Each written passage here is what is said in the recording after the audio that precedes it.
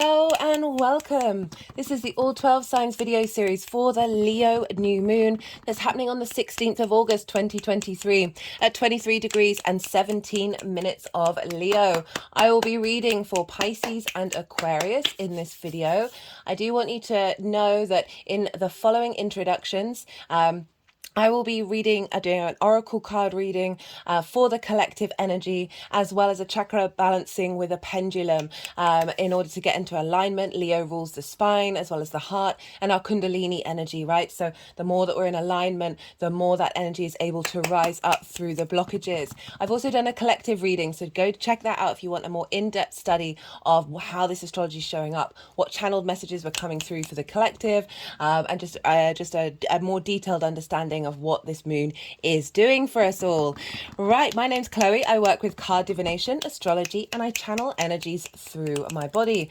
It's just one of the ways that I channel. As you can see, my hands are moving around right now. This is independent of my conscious thought, bringing in energies from different dimensions to help us heal, help us clear stuck energy, and open up portals with the cosmos and creator energy that help us get in alignment with our soul's frequency, our soul journey, right? I like to focus on the inner work, on you in these readings, right? How is this energy showing up for you? The reason why I do that, well, there's two reasons why I do this, right? One, the more that we understand ourselves, the more that we understand our perspective of how we engage with the world, what energy is affecting us in that moment, and then how we respond, the more we are mindful of our thoughts, ideas, and actions and emotions, right? And sort of get some perspective from the astro weather of, oh, that's what's showing up, that's why I feel that way, right? The more that we understand that, the more we're mindful of it and in our observation of ourselves, the more we peel back the layers, the cultural conditioning, the trauma responses, the limiting beliefs, the more we get to the root and essence of who we are. Then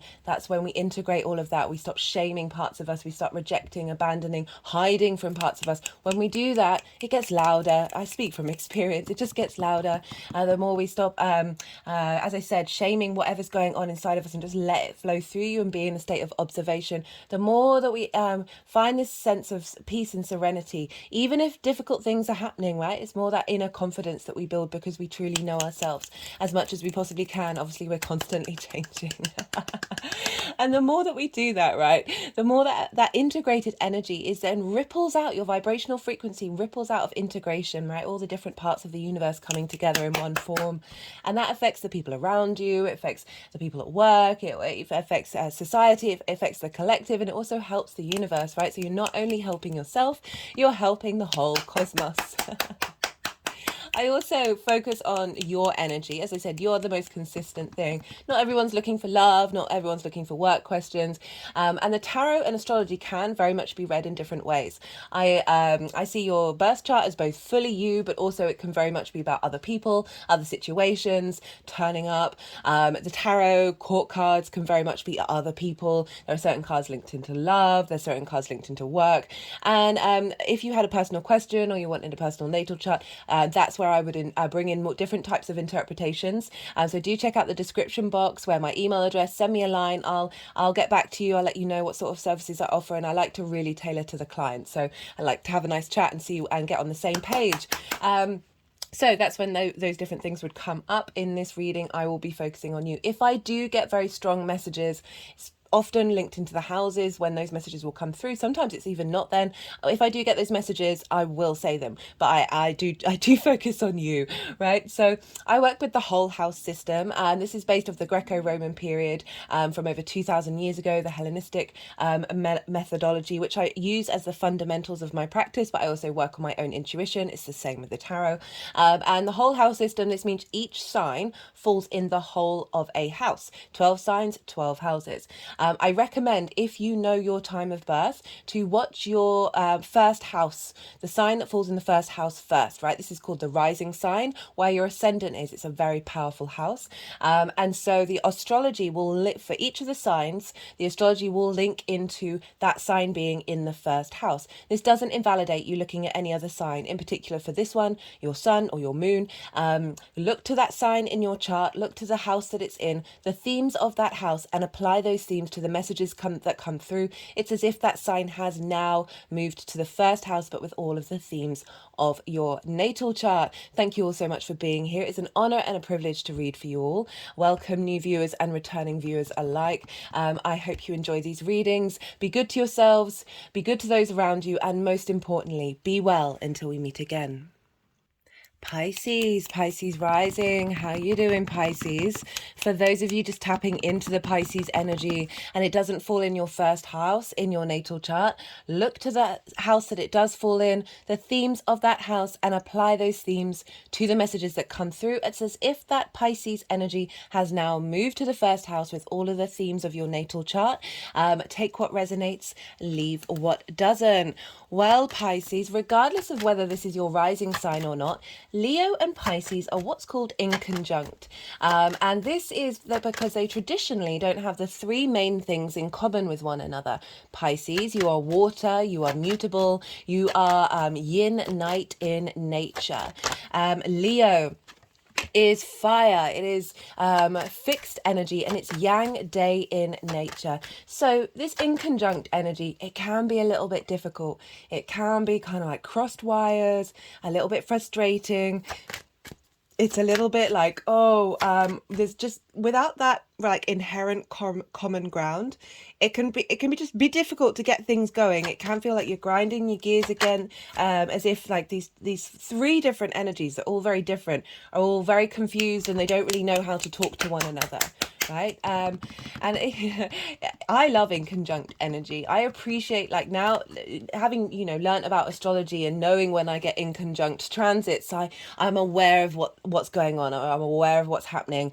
And then the sort of the difficulties, because you've got some perspective with it, kind of fall away, because the other side of the in conjunct is, imagine all of those those three aspects, being able to communicate in ways that are incredibly novel and incredibly breaking out of cycles, breaking out of conditioning, breaking out of just what you're used to. Like, it's really very maverick thinking. It's sort of really colouring outside of the lines, even if it might be a little bit difficult to start off with. But once you start to get that flow going, it really is something very beautiful. Imagine you meet someone who's got a skill that you really are like, that never in a million years am I going to be able to do that. You can either go into a sense of jealousy, and comparison is the thief of joy, or you can be in absolute awe of the wonder of the universe, that we're all so different and that we have so much to bring to the table, right? And just because somebody else can do something and you can't, doesn't invalidate your experience or their experience. And it's compromise is really the name of the game with the in conjunct. And by compromise, I mean that's just acknowledging that there are these different factors at play and that they may all have something to say, and it may take a little while for them all to work together. But once they do, you really are flying. It's like having a whole 6-team squad working for you. Not working for you, working with you. Yeah, we'll have no hierarchies here. So that's the in conjunct. As I said, it can be difficult just because it also doesn't have a traditional aspect. So in terms of the mathematics, the sort of the purity of the mathematics, this is a little bit off kilter, but it is such a beautiful energy. And as I said, it's breaking out of structures, and being able to create new ways of engaging with things and not limiting your framework to the standard form, which can actually feel really easy. Like trines, they've got 2 things in common. Conjunctions, you've got 3 things in common. So there's a really quick flow of energy, and that can feel really good. But there can be an element of just doing the same thing over and over again, right? There's pros and cons to all of it, and it's all about working with it all together. So Leo energy for Pisces rising, you have this over in the 6th house. This is the house of work, health and routines. This is the adult in the room, right? So this can be a difficult house, and that's because as a species we can find it a little bit difficult to really be able to tap into the wonder that is work and the wonder that is routines, and taking care of our health and making sure that we are nurturing our physical body, right? We can often feel like we can get away with it, and it's not until it's too late, or not too late, but it's not until like, we're like, okay, I'm not this body anymore. Something's changed, something's shifted, and then it takes a little bit more effort to put it into gear. I'm certainly quite terrible at routines. Like, once I get going, I can be really good, but Oh, getting that instigated is can be difficult, right? Like yeah. So I I totally understand how this house is a difficult house. Work, we can have a sort of a heavy look towards work. We can feel like it weighs us down. If you think about the 10 of Wands, that sense of burden, but work is actually very fulfilling and nourishing. Think of the 9 of Pentacles, where she's incredibly independent. She's very confident in the action that she's taking in order to support herself, right? It's the adult in the room, and so often we've gone through trauma where we haven't been able to, where we may have faced neglect, and through that we then neglect ourselves. So we repeat that love language, and we're not able to parent ourselves because we might not have had that when we were younger. It all depends. Like, we respond to those things in different ways. I'm just giving you examples of how this house could be difficult and what might be showing up there. I'm just going to pause for a second. Sorry about that, Pisces. I just had to hydrate. Right, so that's the 6th house. As I said, it can be difficult. I'm pulling cards for, it's also really wonderful once we crack that nut and like really be able to fully embrace those aspects. And it's just, then we're flying really, because that's, as I said, that can be a bit of a hurdle. And once we're able to step over it and feel liberated by all of those things and feel nourished by them rather than oppressed by them, that's when we really kick off into transformation.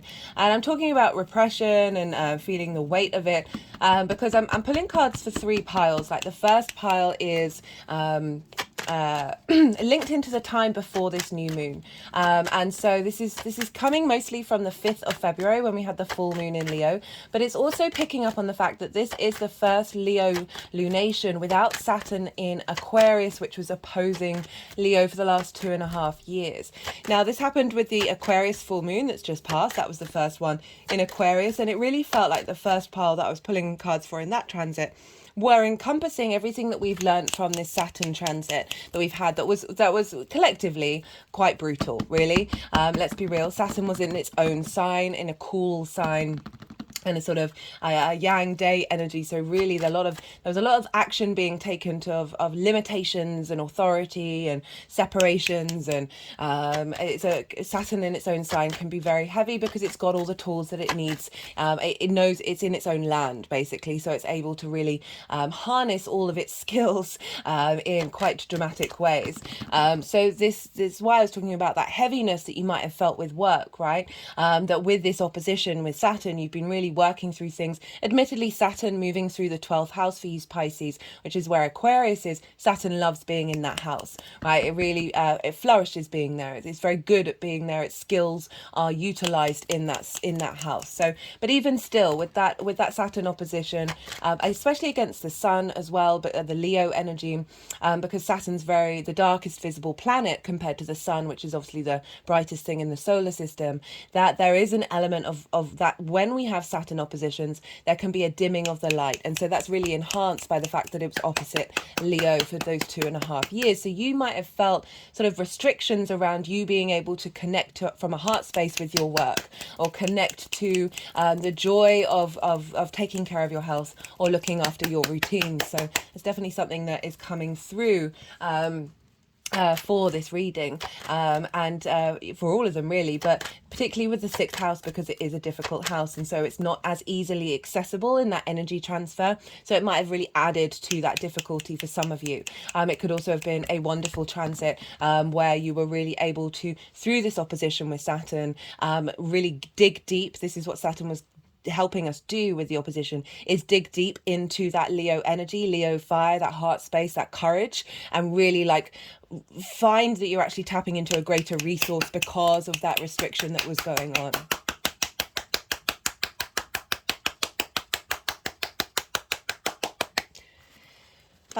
Right, what was so words. Second pile is for the energy, what the energy of the moon is bringing in, what's being seeded at this time. Remember, it's a new moon. We are planting seeds, planting intentions, whether consciously or not. The energy is still floating around and going to be affecting you regardless of whether you engage with it or not. The third pile is how this energy is going to manifest moving forward. So we have this big new moon without Saturn opposed closing it for the first time in 2.5 years. And so we've got this big new, whoa, okay. What's going on with you, Sag? We've got this big new moon happening in Leo, right? And so not only is it the first lunation without Saturn, but we've got a Venus retrograde there. Hello, Venus. Welcome to the party. I mean, she's been there for a while. She's been the party. Her energy has definitely been sort of steamrolling over everybody else lately.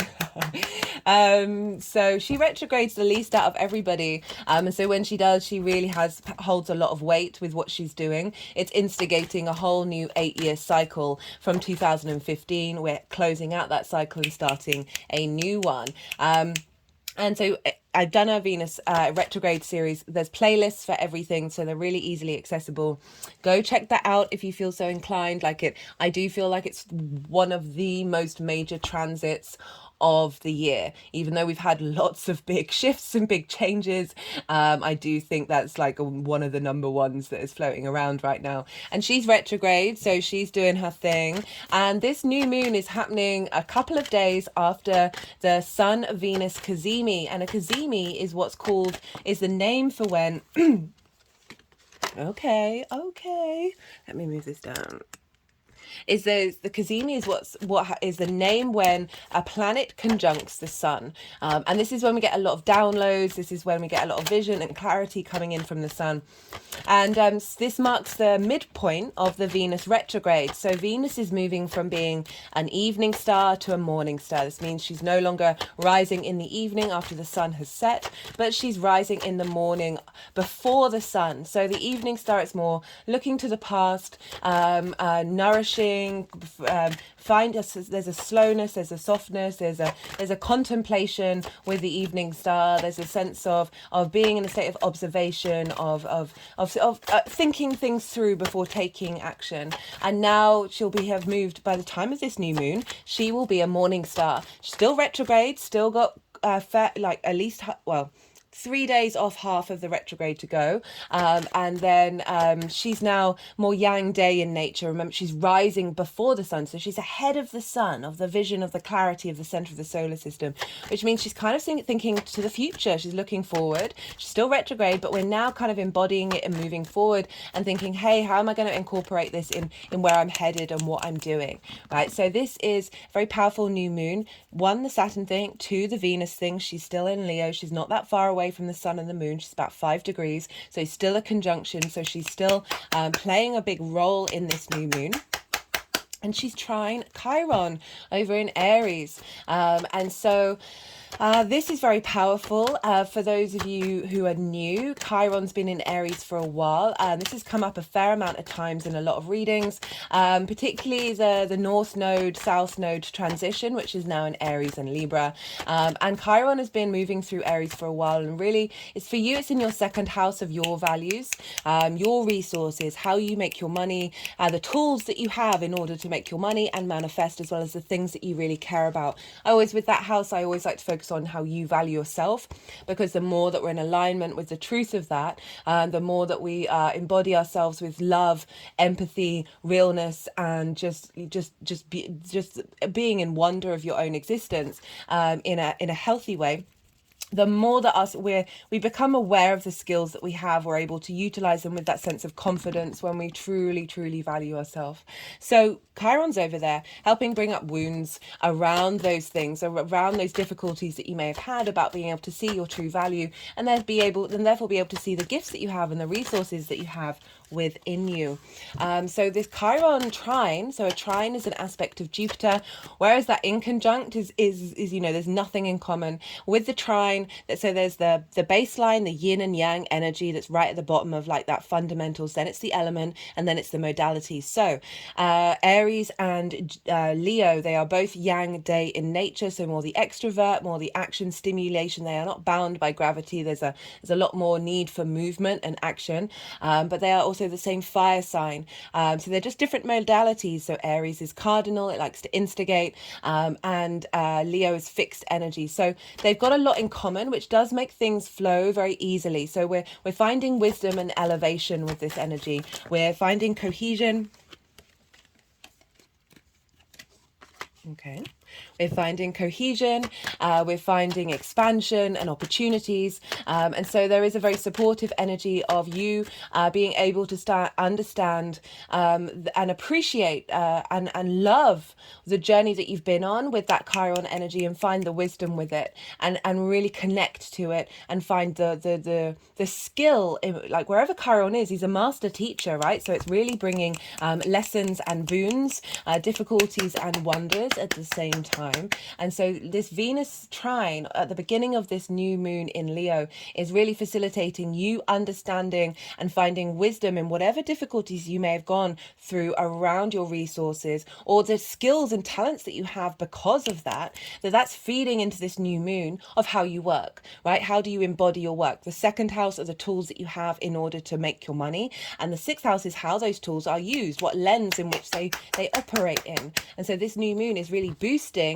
with this trine to Aries in your second house, really boosting you being able to find deep wisdom in the next part of this 6-month cycle, with and building on that sense of value, right? Venus is retrograde planets are very sort of maverick energy. They're able to find the nuances, the depth, and contemplate, and then really get to the root of something. She's very independent when she's retrograde as well, and really being able to facilitate you being able to start this new journey of embodiment with a greater sense. That's so funny that I was talking about that card, with a greater sense of love, really, of genuine, real love with the way that you work.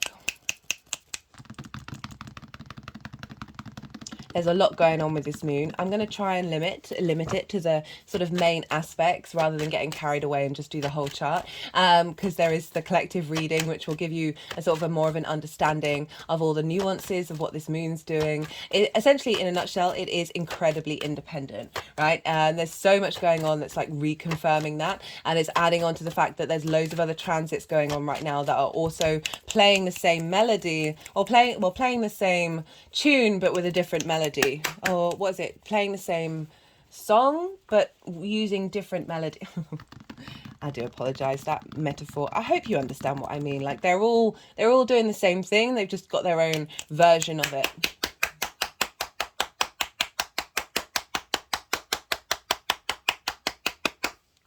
So what else is going on? Well, we've got 2 asteroids in the sign of Leo, along with Venus, the moon and the sun. We have Juno. She will have just entered Leo. She'll be at 0 degrees. Juno represents commitment, right? Loyalty through your ride or die, that thing that is worth standing by through thick and thin, right? And this is your work, right? So she's really instigating this sense of commitment to the way that you embody your work, to the way that you take care of your health, your routines, and all of this energy is seeding into this new moon, right? So yes, it's just on this day, but it's feeding into that lunation that's then going to influence the next 6 months. Of that Leo area of your chart. So we've got Juno, goddess of commitment. We've also got Black Moon Lilith, right? So I love Black Moon Lilith. I love all the asteroids, to be honest. They show up really prominently in natal charts. It blows my mind every time. But Black Moon Lilith, okay, I really recommend going and checking out her mythology. She's been a scapegoat for a lot of situations where people have broken out of societal norms. She's held space for that, and I honour and appreciate her and all her wisdom and everything that she's done for the collective. I can't thank her enough. But the main essence of one of the main themes of her mythology was, imagine being told you can't do something by somebody who is doing that thing, and you ask them, hey, why can't I do it? Talk to me, explain it to me. Let's work through this. Let's have an actual grown-up conversation about it. And they go, well, no, that's just how it is. And they don't budge. And it doesn't matter what you say or do, they are not willing to change their mind. Lilith isn't a fan of hypocrisy, right? Lilith wants to be treated like an equal, wants to be treated with respect, and we'll try and facilitate that. And if it's not working and she's coming up against hypocrisy and hierarchical structures that don't make any sense, she's out, she's packing her bags, she's leaving to go and live her life, right? So we've got this commitment of Juno, which I love, and this ability to stand up for yourself in the face of hypocrisy.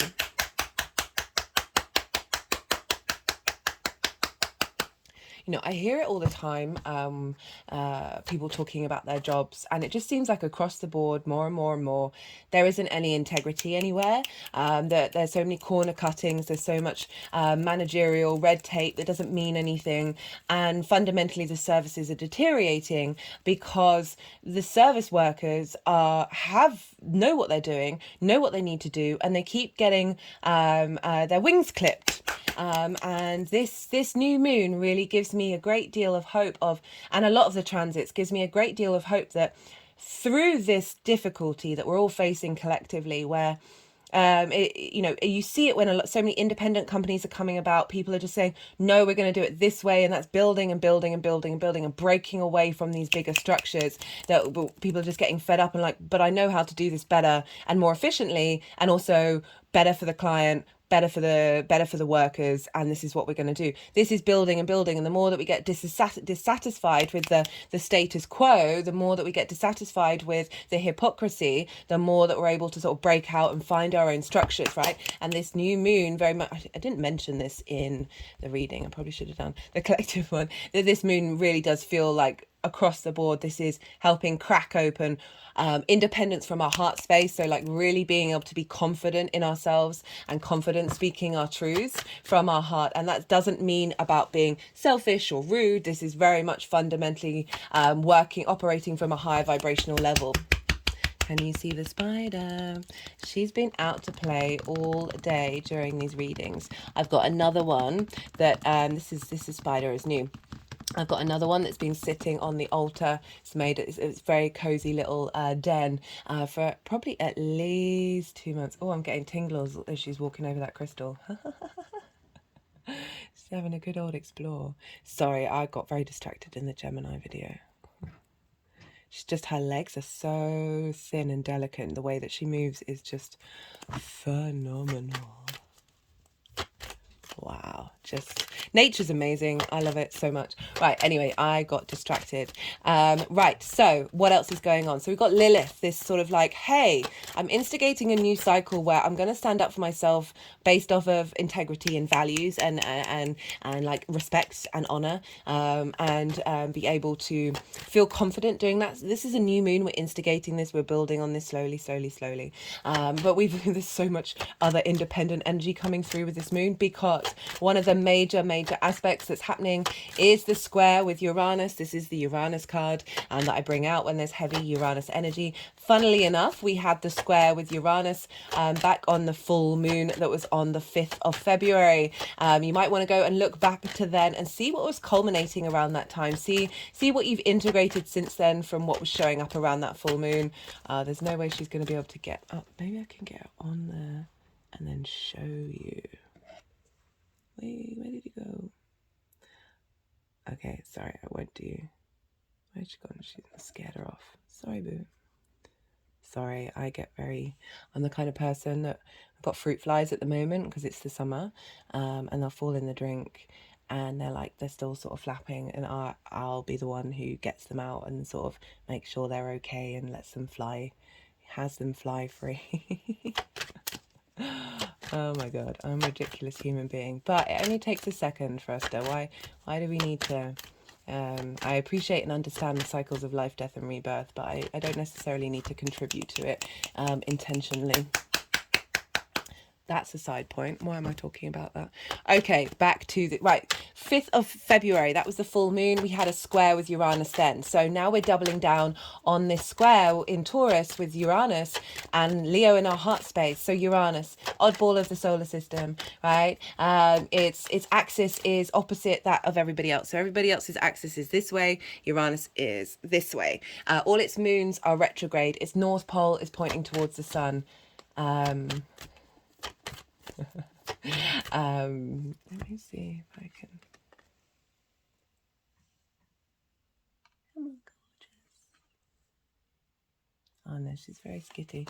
I'll leave her alone. I really should stop disturbing the spider. I just really want you to see. I might try and take a picture and put it up on the community page. Right, so Uranus, they, yeah, of course. And they are very independent. They are very confident and comfortable being different. sometimes us as a species, we find that really difficult. We're very tribal, obviously. It's how we've been able to survive. And there's an element of through being different, we may be isolated and separated from the tribe, because we are, the capacity for the human being to other people is vast. It's happened since the dawn of time, and it's a fascinating part of our species. And yet at the same time, we are also deeply compassionate and deeply human to human, being to being, and yeah, it was a phenomenal paradox that we hold within us, that Uranus wants us to be comfortable being ourselves, being our unique version of the universe manifest in individual form, right? It will come along and it can be quite disruptive. Okay, can be disruptive, can break things up if you haven't been able to tend to the things in your life that weren't serving your soul. Okay, so it can be a little bit of a tower moment. It can be quite disruptive and flip things up on its head, and it's only trying to do this to sort of break the chains that you may be bound by, or clear the pathway so you're able to walk it without so much so many things blocking it. So I forgot to mention, not only do we not have Saturn opposite this energy at the moment, the nodes have now moved out of Taurus and Scorpio. So Taurus and Scorpio squares Leo and Aquarius. So the fixed signs energy, wherever they fall in your chart, have been going through it for the last couple of years. And so whenever we had transits that were either in Leo or Aquarius during the Scorpio-Taurus axis, these were big changes, right? Even though they're not eclipses, they're activating that square energy to those eclipses. So now we've got this new moon where we don't have that. And we've got the nodes in places that are actually very facilitating during this journey. So there's a real shift of energy of really being able to integrate absolutely everything that we've been through over the last 2.5 years and be able to start a whole new journey with that, especially with that Venus retrograde. So Uranus over in Taurus, which for you is in your third house of communication. All right, so this is your day-to-day, the things that you do on a regular basis, the places that you go, the way that you express yourself, the lens in which you communicate through, and there is so communication is absolutely everything we do, right? So the way that we express ourselves on sensory levels, as well as through talking, writing, whatever it is, this is all communication. The third house has takes a lot of the chart, and we often are the lenses through that. It's also traditionally called the house of the goddess.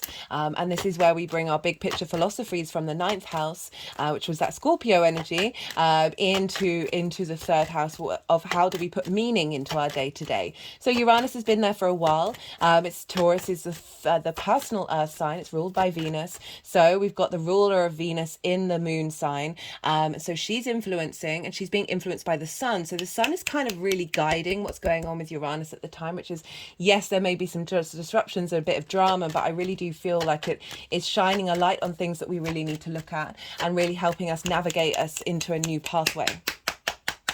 Remember, Uranus's north pole points towards the sun, which means its direction it's heading in, like its guiding electromagnetic field is directed towards the sun. They're in cahoots with one another, for sure. So we've got this square, which is an aspect of Mars, and that can be conflict, right? So it's a 90-degree angle where we've got two energies butting heads against one another. Try doing that at home and push really hard against your two fingers. You're going to feel that kind of friction, and this is because we're dealing with two modalities, say two of the same modalities, fixed energy. And so this can be a feeling like either side thinks they know best. That's where the competition, that's where the drama, that's where the kicking off can happen. However, if these things do show up, they're either really valuable teaching, understanding moments, teaching lessons. I don't like that phrase. They can be very, very visible. They can help reveal things that you may not have seen, or that you may have thought you've worked on, but you actually still get triggered, to help you then go, okay, I need to work on this in the next part of the cycle, or helping reveal parts of yourself now that you've done some work in other things, that now there's this, and the more that we have that sort of support and that understanding and perspective, the more that we're able to work with it. It can also bring up these kind of conflict situations, in order to let you know that you have integrated the work that you've done, right? So bringing up a situation that normally might have been difficult, this might be between the way that you communicate with your co-workers, because the 6th house can often be about co-workers, or when you're at work and there being a little bit of an argument, and usually that may have sent you very nervous nervous and you're trying to people please, and instead you're just saying, well, these are the facts, and doing it in a way where you're not being triggered by it in the way that you used to. And then that helps bring a fully integrated understanding of that energy, rather than say on the mental sphere or the emotional or the spiritual sphere. Now you're integrating into, by going into a physical situation that is providing you a reason to understand that you have now fully integrated that, and therefore that's releasing that contract out. Right? We don't always have to go into trauma situations to be able to understand that. But I often find that the universe only puts you in those situations if they know that you can handle it on a soul level. I know from experience that this, just by taking that perspective and realizing, okay, well, what can I do with this energy that's actually facilitating me rather than perpetuating the conflict?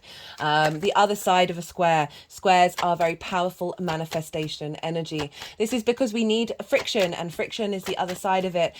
We need friction for this 3D linear time frame construct reality that we're very consciously aware that we're in. Without friction, atoms wouldn't move up against one another and create time and space. So we need the square aspect in order to bring things into reality. Trines and sextiles can often be like too free flowing and too easy, that we often take for granted. There's pros and cons to all of the aspects, but a square will come along and say, no, let's bring this into being. Let's create fire, right? Let's through that friction, let's manifest transformational energy.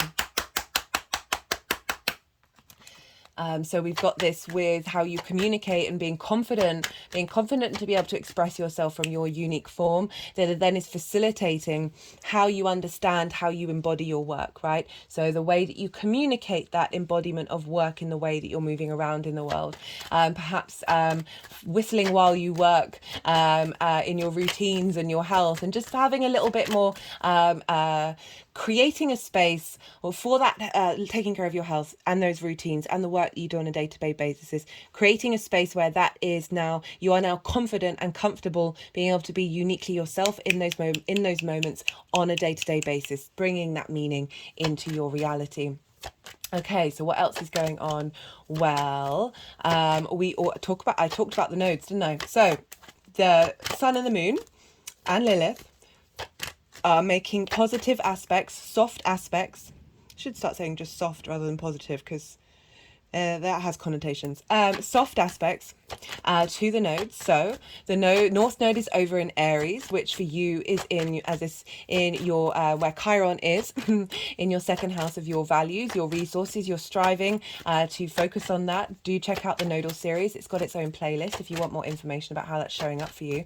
And the North Node is where we're heading, what we're striving for.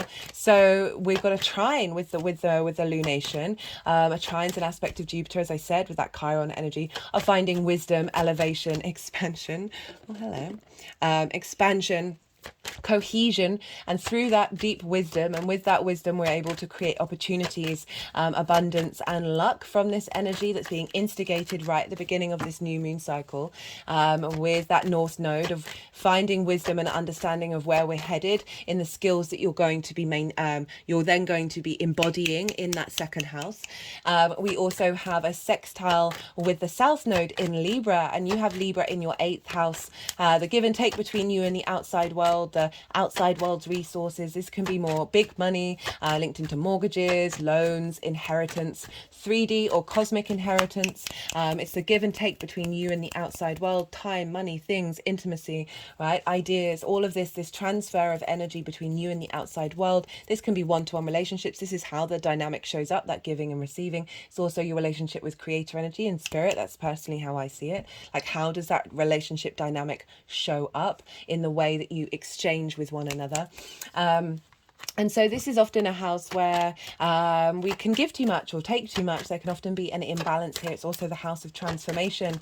So we have the South Node with a sextile, and a sextile is an aspect of Venus. So this is, again, another soft aspect, very free-flowing energy. And there is creation energy, creative energy, as well as love.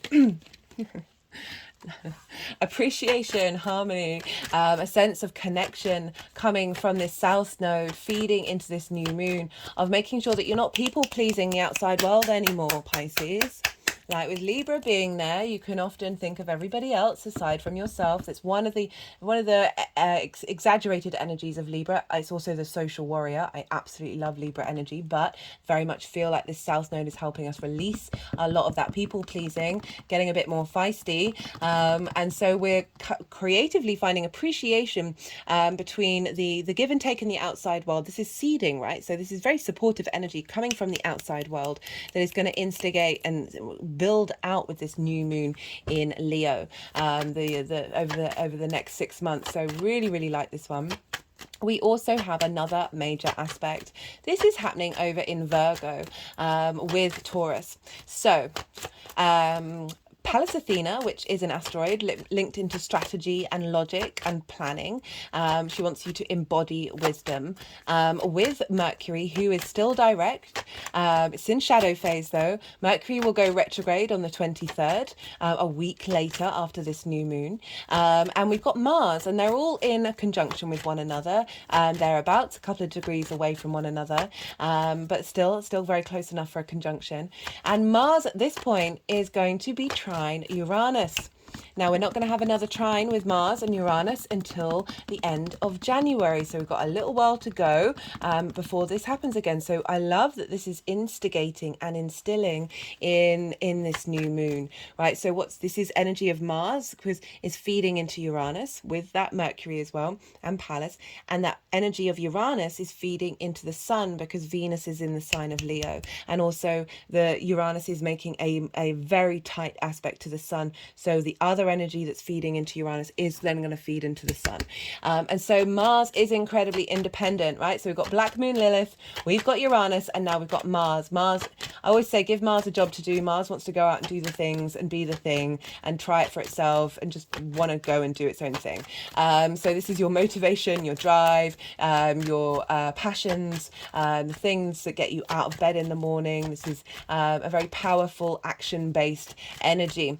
And so Uranus is help embody this feeling of confidence being yourself, and it's trine Mars, so in the sign of Virgo. So two earth signs, they're both yin, night in nature, and Virgo is very good at seeing the details that are blocking the ability to facilitate self in the 3D world. It's social earth, and it's Mercury, ruled by Mercury, so it's able to see all the little details. Mars being there is going to be like, hey Uranus, cool story, let's put this into action. Let's instigate the energy of taking action and being able to see clearly what's not been working and how to solve the problems and how to facilitate this sense of independence.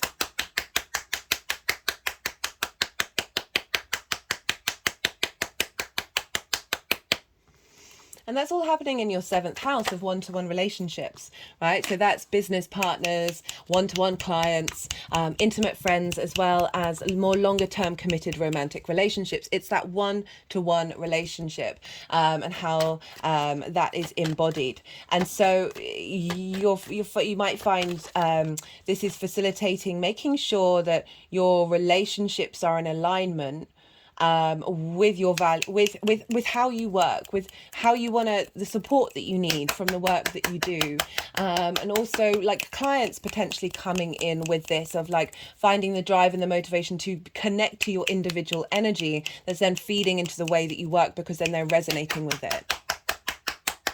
Trining that energy in your 2nd house of your skills, of being able, that wisdom of your skills feeding into that sun from the North Node, and that Chiron energy feeding into that sun of being able to embody through that embodiment of work. You're perhaps drawing towards you more action in relation to sort of perhaps one-to-one clients, or your relationship dynamics that are in alignment with this new beginning.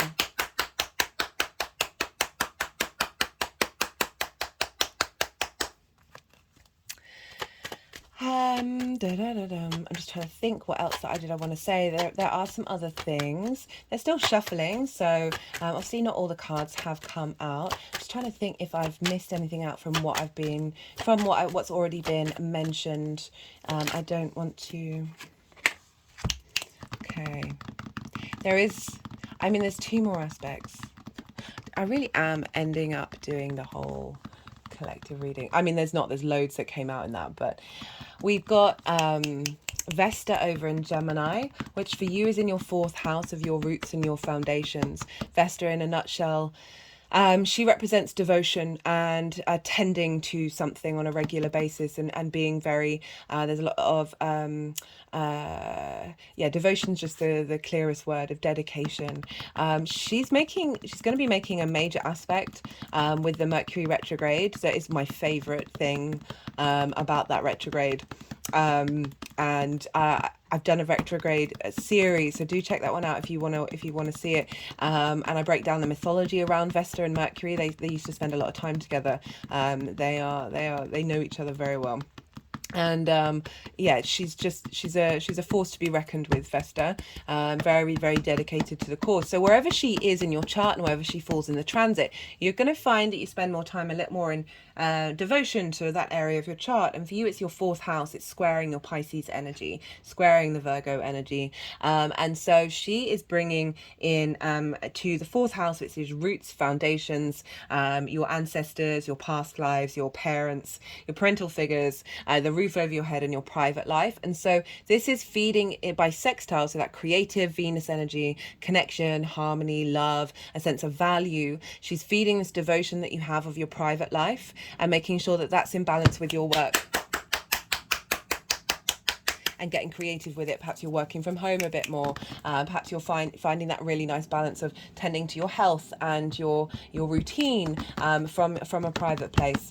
So really, really, really like that one for us all. Right, okay, so they put down the deck. So you've just had the Yang Day action-based side of the reading. You've had a lot of information, right? We need our action as well as our rest and our nourishment. So now we're headed to the Yin night rest energy. This is when I'm going to go quiet. I'll ask you if you feel so inclined, soften your mind, like really try and relax your mind, let everything digest. Don't try and overthink anything. Just let it all settle in and integrate. We need that integration time. We need our sleep, otherwise we go mad. And just see what, if any, intuitive hits come up. There doesn't have to be any. There's no pressure on that. Don't put pressure on yourself. That's the worst thing that you can do. And just see what comes up around this lunation that you might have already been feeling, that you might have been letting go, or in the balsamic phase. And then I'm going to be doing some energy work, and the energies that I channel, they're going to be doing what they need to do. They're also going to move the cards around into the 3 piles. And when that's all finished, I'm going to come back and I'll start talking, and I'll integrate the tarot with everything that has just been said.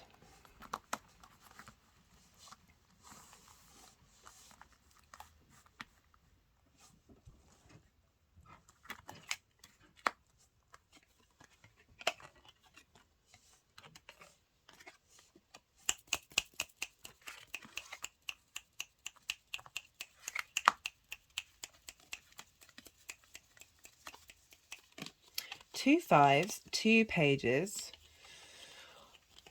Can I count? 5 major arcana and 2 wands.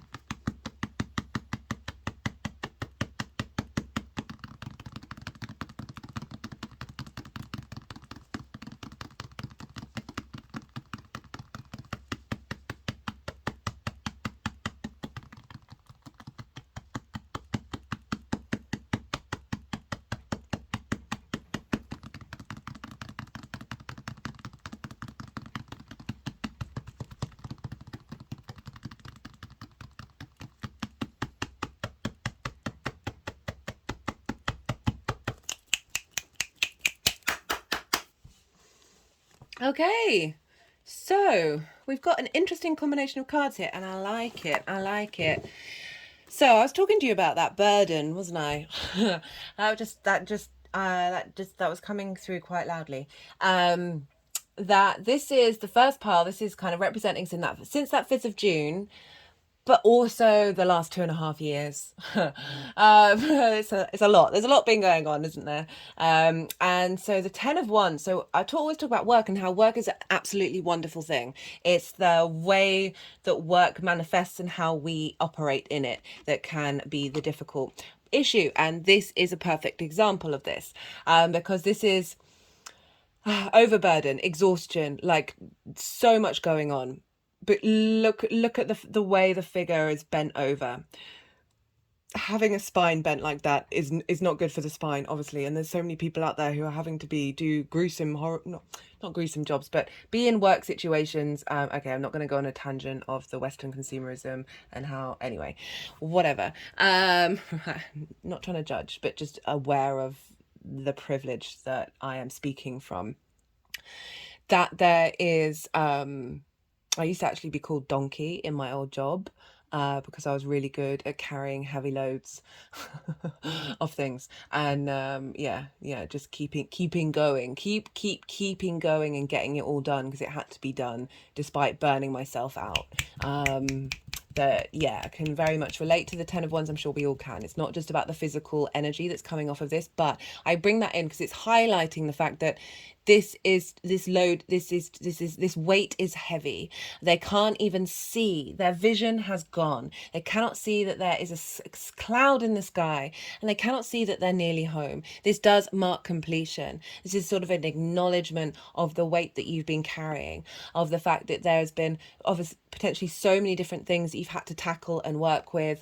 Health, routine, and work. Those are three very big things and very heavy things that we can feel burnt out by the work itself, and then struggling to get the routines and then eat well, like, because we're so overloaded. What I like about this combination is because justice has come in and saying, hey, we're balancing that out. We're finding the truth in something, and it's kind of implying that you've taken the steps to right the wrongs, to balance out your life.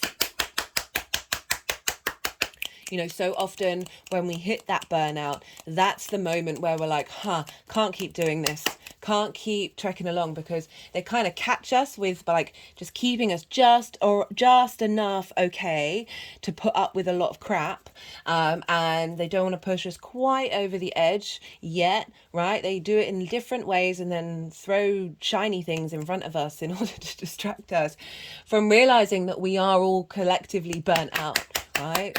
And this justice card has come along and said, hey, no, I'm rebalancing this. I'm fine. I'm bringing some equity. I'm bringing some truth into it. And it just feels with that major arcana that you have been engaging, like, something's happened, that something's shifted of where you're being like, right, I can't keep doing this. This has to get into balance, and I have to be able to live my life. And your heart space with that Leo energy needs to shine brightly. So I do really like that combination, even though it does feel like you've gone through some difficult energy, that you still managed to keep through. Major arcana is kind of very karmic energy, so something big has shifted in that time, in the last 6 months, where things have started to rebalance. Things have started to feel less oppressive. And the reason why I say that is because look at these cards. So we've got the Page of Cups. We've got the 2 5s, which are very difficult 5s, which represent feeling left out in the cold, not feeling supported, conflict energy, as if there's a bully in the room and like you're mentally exhausted. They're in reverse. So this is saying that something has shifted. Some messages of love have come in, right? Some messages that are sort of moving it over my heart chakra. There's messages of love that have come in. There's joy. There's a sense of through this rebalancing, you have been able to find the space to bring in this change, right? And go, no more, the line in the sand, I'm done with this, that contract is over.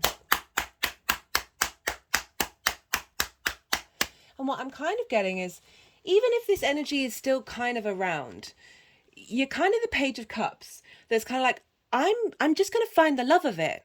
I'm going to find the love, even if it's difficult, even if it's not always going to go the way that I want it to. And through that energy, you've been able to slowly but surely transform this energy from being upright to being in the reverse, like of being able to shift of gear with that one.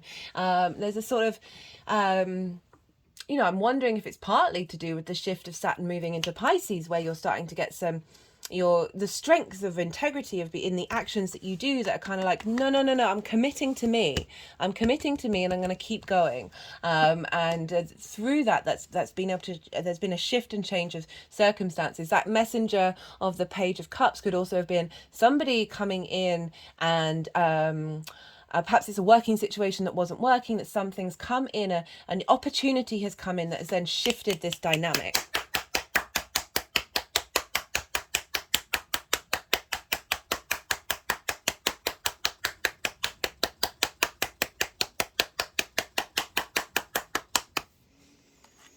The energy of the moon itself. Well, look at this.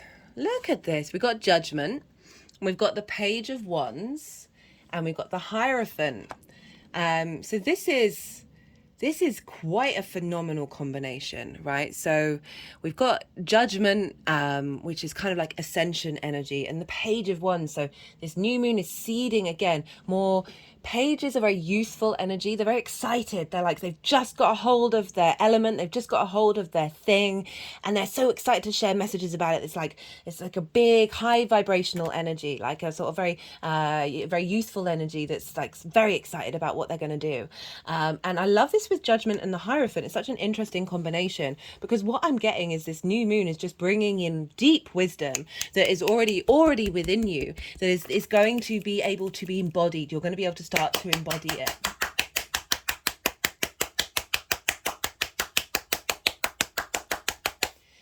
Because the Judgment card, right, so we've got the Death card, which is about figuring out what to let go of. We've got the Alchemy card, which is, now we know that, how are we going to refine each part of ourselves with the new dynamic and transform ourselves into a new being. And the Judgment card is, now that you've done the alchemy work, now that every single part of you is being raised up, is being ascended. There's a sense of elevation, right? So we've got the mountains in the background that represent a higher perspective. We've got the angel energy calling that vibrational frequency, is raising up every part of you, and leveling up your internal space in the way that you take care of yourself and you're the adult in the room. This combination, these two, very adult in the room energy, but the Page is there going, hey, let's have some fun. Let's have some fun. Let's have some joy, right? Let's be playful. Let's get creative. Let's let the heart fly free, right? So that Wand energy, very passionate, very creative, very there's a sense of momentum, the transformation with fire energy, very innovative, like it's sort of the the entrepreneur energy of like wanting to go out and transform the world, and sort of very, very, very, what is the other word that I want? Anyway, I'll carry on with the Hierophant. So this is the Taurus energy, which is the way that you communicate your day to day, how you embody yourself on a day-to-day basis. Again, this is Guru energy. So this is where Jupiter and Uranus are right now. They're sextiling your Pisces energy, so they're finding a lot of creative support, feeding into that square, all wonderful ways of really shifting a new dynamic of you having gone through some difficulties. Like you now, there's some deeper wisdom in the way that you move through the world, and you haven't got knocked off your perch, you haven't got derailed. It's in fact made you stronger, and it's now opened up your heart space because you've realized how important that is. You've realized through that burnout of that 10 of Wands. I love how we've got the 10 of Wands and then the Page, right? So a real shift of dynamic there of that burnout, that your heart has just gone, hey, no, and you've really appreciated that, and that's really come in and gone, doesn't matter what's going on in the world. If you manage to tap into a piece of joy, no matter what you're doing, the energy field is just like, my arms have just gone really, really wide. The energy field is just so big. It's so big. Regulars, I apologize. I'm going to say what I usually say. The heart has an electromagnetic field of 3 feet. That is your life energy. That is your frequency, your vibration, the spark, the electricness that is within you. Your mind has 2 inches. When we operate from a heart, it's not about ignoring the mind, but acknowledging the power of the heart. And when we operate from that, from an incredibly healthy place, from a place of wisdom and a place of joy, the 2 combined is chef's kiss. That energy has got you through and transformed and brought about a deep sense of wisdom. So this is all integrating in this new moon. Oh, I'm getting very hyped up about this. Look at this. Look at this. What a change. King of Cups, the Magician with the 4 of Wands. This is really acknowledging the progress that's happened. So this is the energy manifesting moving forward. King of Cups. I like this showing up because of your Pisces energy, right? King of Cups, very emotionally in control. I always point out, look, there's a sea monster there and a ship, and it looks like it's heading to the ship. You're going to be pretty scared, aren't you? I mean, unless you have a chat with it and see if it's okay, and maybe don't harpoon it. Oh my goodness me, I'm getting so political in this reading. Sorry, Pisces. I really try and not do that, and I kind of keep it to the collective readings, but okay. There's loads of waves as well, but you look, the king's just floating on a throne, a stone throne. Is it stone? Who knows? On the ocean, not bothered. Love it. Love that energy. Channel that energy. Every time you're in a situation where you're like, well, this is chaos, channel the King of Cups. Very in command of its own emotions, very creative, very imaginative, very able to take action from a deep emotional space. Very in command, very like they know what they're doing. The kings, like they've been doing this for a while now, and they're very in command of how they. Excuse me. Sorry, I caught a little tiny tickle on the day of Mercury going into shadow. Throat activation. So yeah, channeling that energy, but this is the energy manifesting moving forward. So this is now the embodiment of what's been seeded, right? Of everything that's been seeded, this leveling up that's been seeded. And it's very action orientated, which I love for the 6th house, because the 6th house, you want to keep doing the things, right? Not to burn out, but to make sure that you are in harmony and balance and not losing motivation, right? It is all about finding that sweet spot where you're taking care of yourself and not burning yourself out, right? That 10 of Wands, you've probably been through it and you're like, not again. But this is saying you've got emotional control as well. So it's really acknowledging that you're going to be able to understand each part of your psyche and what it needs and be able to take action on it. We've also got the Magician, right? So this is a very powerful mercurial energy. Mercury's over in Virgo at the moment. It's going to retrograde. And so this is about balance. This is about knowing you have all the resources that you have, all the resources you need within you. This is also about working with all of the elements and all of the resources exterior of you as well, like being able to utilize the flow of the universe in order to create in the world. Very powerful manifestation energy, and I really do like the combination of the King of Cups coming and saying, yeah, all work, but let's make sure that we have emotional balance so we don't get burnt out. And a real sense of command and understanding of your intuition as well. So really being very intuitive. The heart space is incredibly intuitive. They're just tapping over my heart, not the heart chakra, but the heart. With the 4 of Wands. So big difference in the wand energy. So we've gone from the 10 of Wands to the Page of Wands to the 4 of Wands. This is commitment and celebration. Right, this is, you've put in the hard work. For me, this is linked into the harvest. You've put into the hard work. Harvests take a year and then they start all over again, right? It takes hard work. You have to be dutiful. You have to be mindful. You have to tend to the vegetables that they're gonna help you live and survive and eat. And this is acknowledging the hard work that you've done, acknowledging the journey that you've been on, and being able to celebrate that and feel a sense of comfort and a sense of safety and security as well. And also honoring that commitment and really being able to see that to yourself that you've made and it being seen by others. So this is also celebrating with like-minded people, right? So acknowledging that there's an element of maybe there's a project that you've been working on with other people and there's a celebration of that.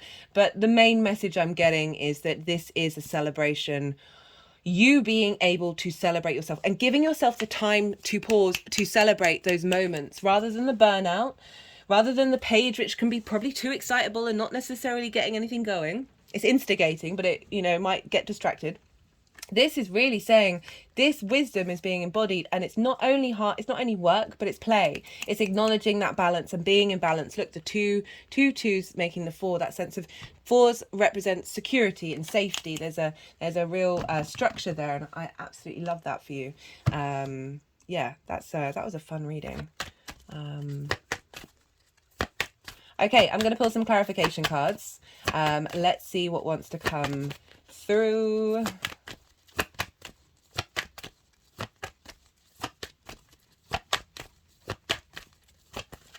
I just want to acknowledge, right, the difference, see the difference in the colours of the, well, that one's blue sky, but with a lot of the more difficult, challenging cards, there's a darkness here, and you're really ending on the light.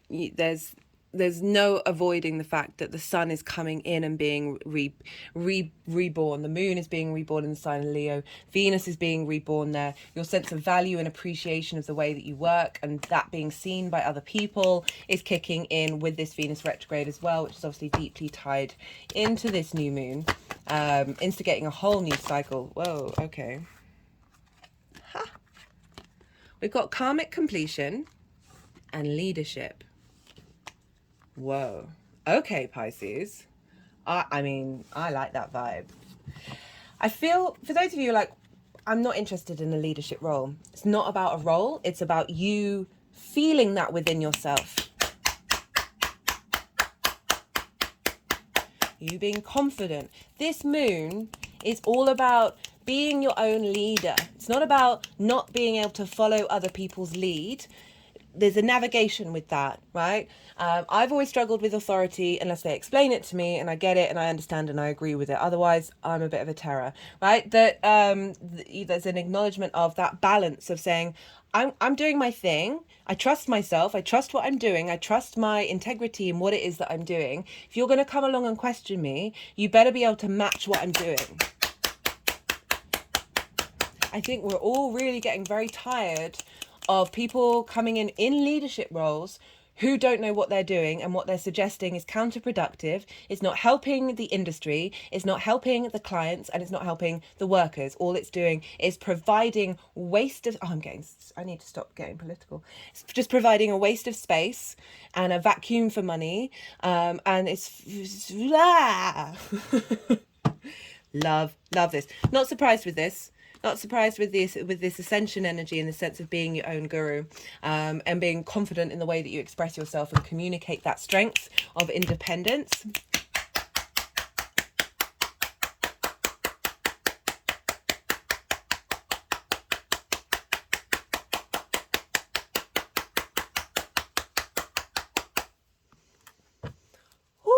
Okay, this is the First Light Tarot. This is Major Arcana question cards, keyword cards, and statement cards. All the decks are in the description box if any of them take your fancy. I apologise if I've already said that. My brain memory dumps. I need to stop saying that. I've got outcome. I mean, we knew that already, guys. There's part of me that wants to take those cards out of the deck, but, you know, I do... So moving away from scarcity, moving away from not being supported, moving away from feeling left out in the cold. There is definitely an energy coming through of bringing this into yeah, moving away. Yeah, I think that's said everything that I've needed to say on that one. Let's do one more card. One more card. How Querent sees the issue. It's just going over the word issue. And now they've put the karmic completion. So there's been a cycle that you've needed to go through, right? Unfortunately, that's just part and parcel. And that this has been the thing that it's in my opinion that our souls signed up to these contracts, and like we then forget what they are in order to go through that experience. That yeah, there's definitely obviously been a shift that has unblocked a new dynamic within you. Just had an energetic release of that. I'm going to pull another card because they were both kind of like yeah, I'm just going to pull another card. I completely forgot what kind of anyway. Am I losing my mind? Oh, when did I stop? One final card. Okay, that deck's now gone sticky.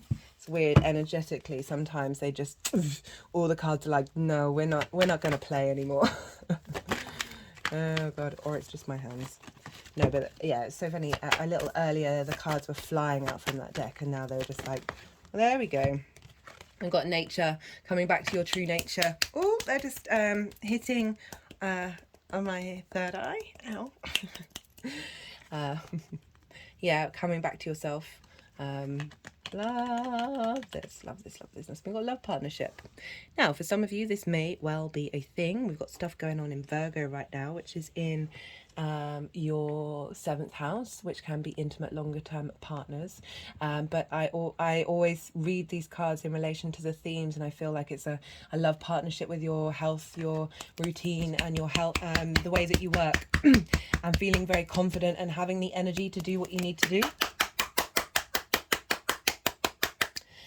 Right, Pisces, I'm going to leave it at that. I hope you enjoyed this reading. It was an honor and a privilege to read this. It was really a lot of fun. I mean, fun is probably not the right word when obviously some traumatic stuff has come up. I hope you understand my intention behind sometimes my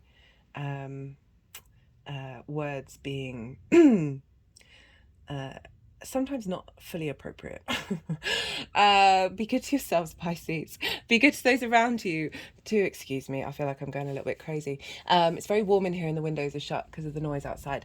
Be good to yourself, Pisces. Be good to those around you. And most importantly, be well until we meet again. Aquarius rising. How you doing, Aquarius?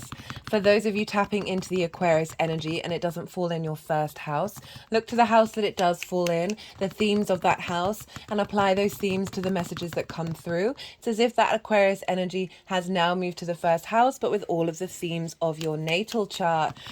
Regardless of whether this is your rising sign or not, Leo is opposite Aquarius, right? So an opposition, this can bring about a sense of, because an opposition is ruled by Saturn, it's a hard aspect. It can be about isolation, restriction, seesawing from one side to the other.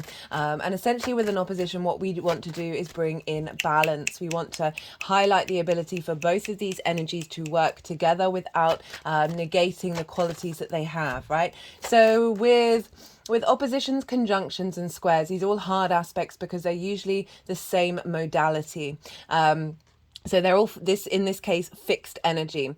And when we have two energies that are working with the same modality of two of the same, this is when it can kind of be like, well, it's my way, not your way. And of kind of like being quite stubborn in the way that you want to do things.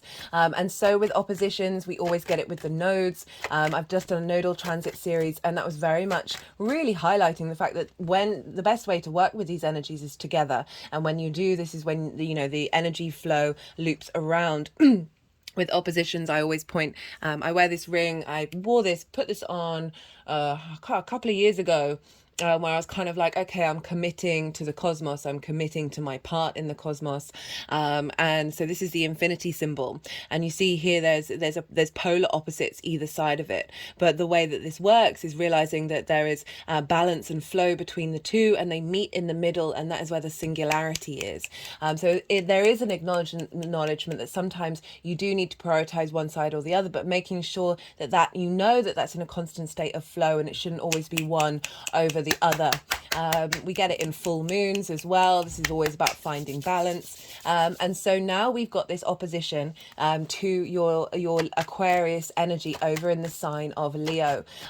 Saturn really wants you to work with integrity, wants you to understand cause and effect of why something may be a certain way because you've been doing something in another domain, right? And how that has a ripple effect and impacts the other side.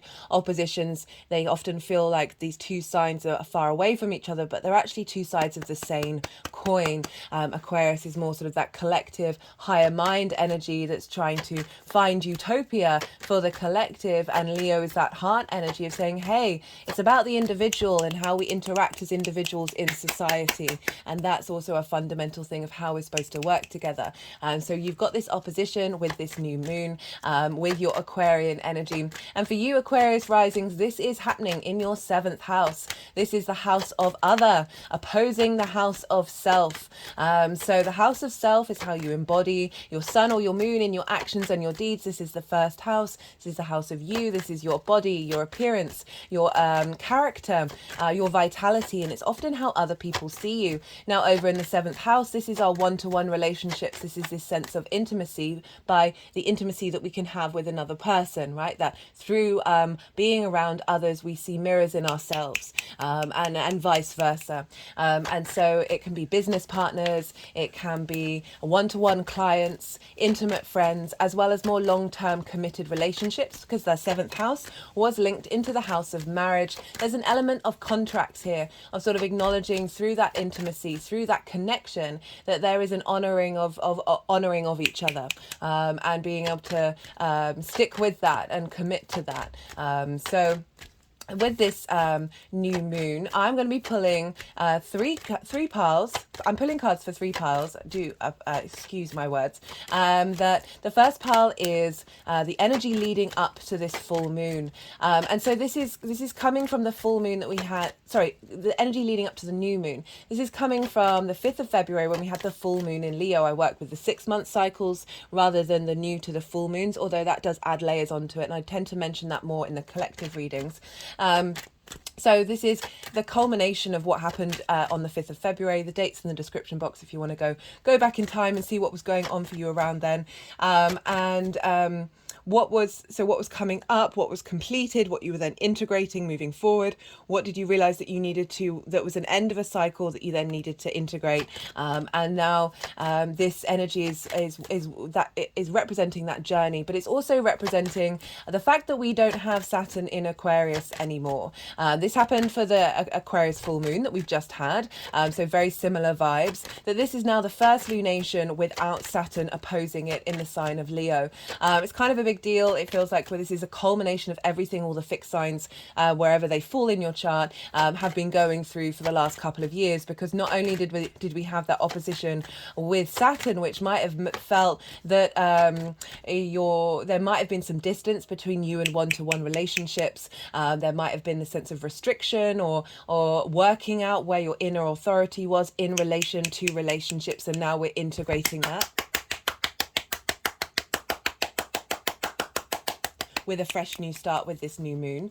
But also the fact that we had the nodes in Scorpio and Aquarius, and these are also in fixed signs, and they were squaring your Aquarius energy and squaring the Leo energy. So whenever we had transits in the sign of Aquarius or Leo, these were kind of like catalytic moments in relation to those eclipses. So eclipses are big energy, they're more bigger, longer term cycle fated things going on. And so this transit is the first new moon in Leo without Saturn opposing it, without the eclipse cycles, without the nodes squaring it. So there's almost like a big integration energy with this new moon, a real acknowledgement of everything we've all been going through over the last 2.5 years, and how our heart is now going to expand moving forward.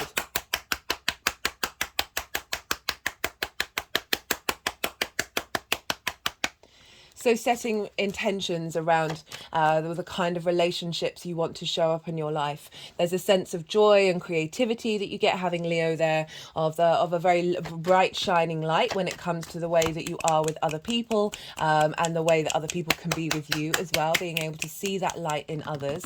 Very powerful energy to have in the 7th house is the sun, the sun, where the sun resides, well, the sign the sun rules, and therefore sort of a very focal point, you know, wherever we have Leo. And so there's with that Saturn transit and those nodal transits, we've been going through a lot of change, especially in fixed signs, because fixed signs struggle with change.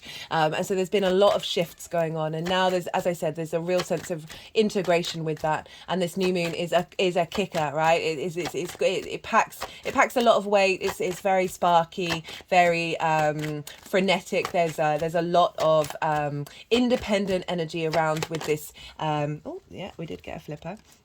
A lot of independent energy showing up with this moon. Let me move this down, which I will go into. I've also done a collective reading where I break down the astrology in way more detail, and a lot of collective messages were coming through in that one. But I will be talking about the main aspects of this moon for you, Aquarius. Also, if you didn't catch the little introduction, there will be an oracle card reading in one of the introductions.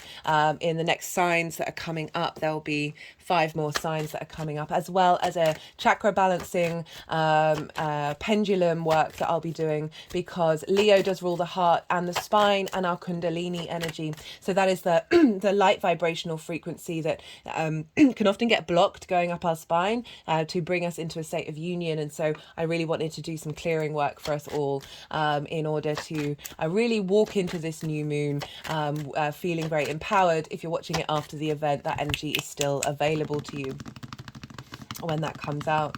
The messages that come through are you're not missing them either if you are watching this after the event. So what else did I want to say? Yeah, so the 3rd pile is the energy of how this what energy is being seeded at this time. Remember, this is a new moon when we're planting seeds of intention that are going to grow over the next 6 months until we get the full moon in Aquarius season in the sign of Leo. The 3rd pile is how this energy is going to manifest moving forward. So that's what's coming out for you, Aquarius. As I said, the fixed signs have been going through it, so this is a lovely moon to have. Yeah, a reassessment of your understanding of relationships and how you want them to show up. This can be setting intentions around levels of how you interact with people on a one-to-one basis, operating from a heart space. But there's a lot, as I said, there's a lot of independence coming through, yeah, well, let me begin with the astrology. I'll kick off. So in the sign of Leo, we have Venus. She is retrograde. So Venus retrogrades once every 8 years in the sign of Leo at the moment. Slowly she moves into different signs, but that takes a very, very long cycle. And so that was in 2015, and we're closing up a cycle with that. And we're beginning a new one.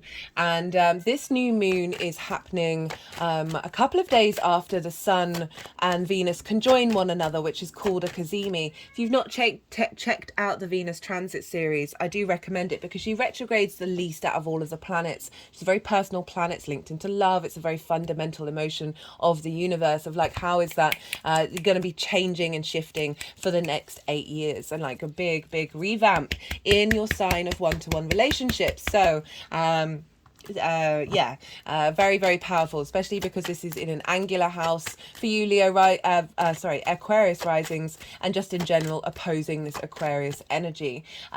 So Venus is going to be retrograde, and she's now come out of her cazimi with the Sun. This is when we get a lot of downloads. We get either consciously or unconsciously understandings of what this retrograde's all about. And she also moves from being an evening star, where she rises in the evening after the sun has set, to a morning star, where she rises in the morning before the sun. So the evening star is looking backwards. There's a sense of cultivation, of nourishment, of finding context before taking rather direct action.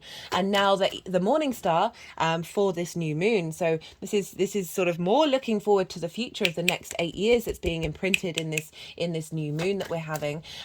She is rising before the sun, so she's kind of preempting, like she's looking to the future. This is more like we're figuring out how to embody this retrograde and work through it with the eye to the future rather than the focus predominantly on the past. There's still going to be parts of that are going to be coming up, but it is going to be more sort of contemplating taking more action, right, with these retrograde of things coming a bit more in motion. So this is very powerful Venus at this time. She's 18 degrees, which is 5 degrees away from the sun, so it's still a tight conjunction. And she's also trine Chiron over in Aries. And so this is super powerful. Trines are an aspect of Jupiter. So this is when they have 2 out of the 3 main things in common. They are both yang, day in nature, air and fire, a yang and day. And so as an air sign Aquarius, this energy is very familiar to you, very more extroverted, more wanting to take action. You're not bound by gravity, so there's a lot of fast movement. So Aries and Leo are both yang, day in nature, but they're also the same element. But they're different modalities. So Aries is cardinal and Leo is fixed. So there's a lot of free-flowing information coming through, a lot of quick energy transfer. Jupiter wants to elevate, bring expansion, bring a sense of wisdom and cohesion, a sense of knowing. And with this wisdom, this is where... Do we want all of these? We do. Bring it. Oh, okay, my head's just fallen back.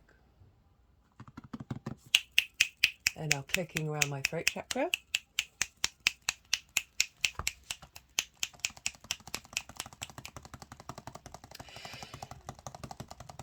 I mean, what's coming into my head as I'm doing this is having Leo in the 7th house can be like the way other people show up.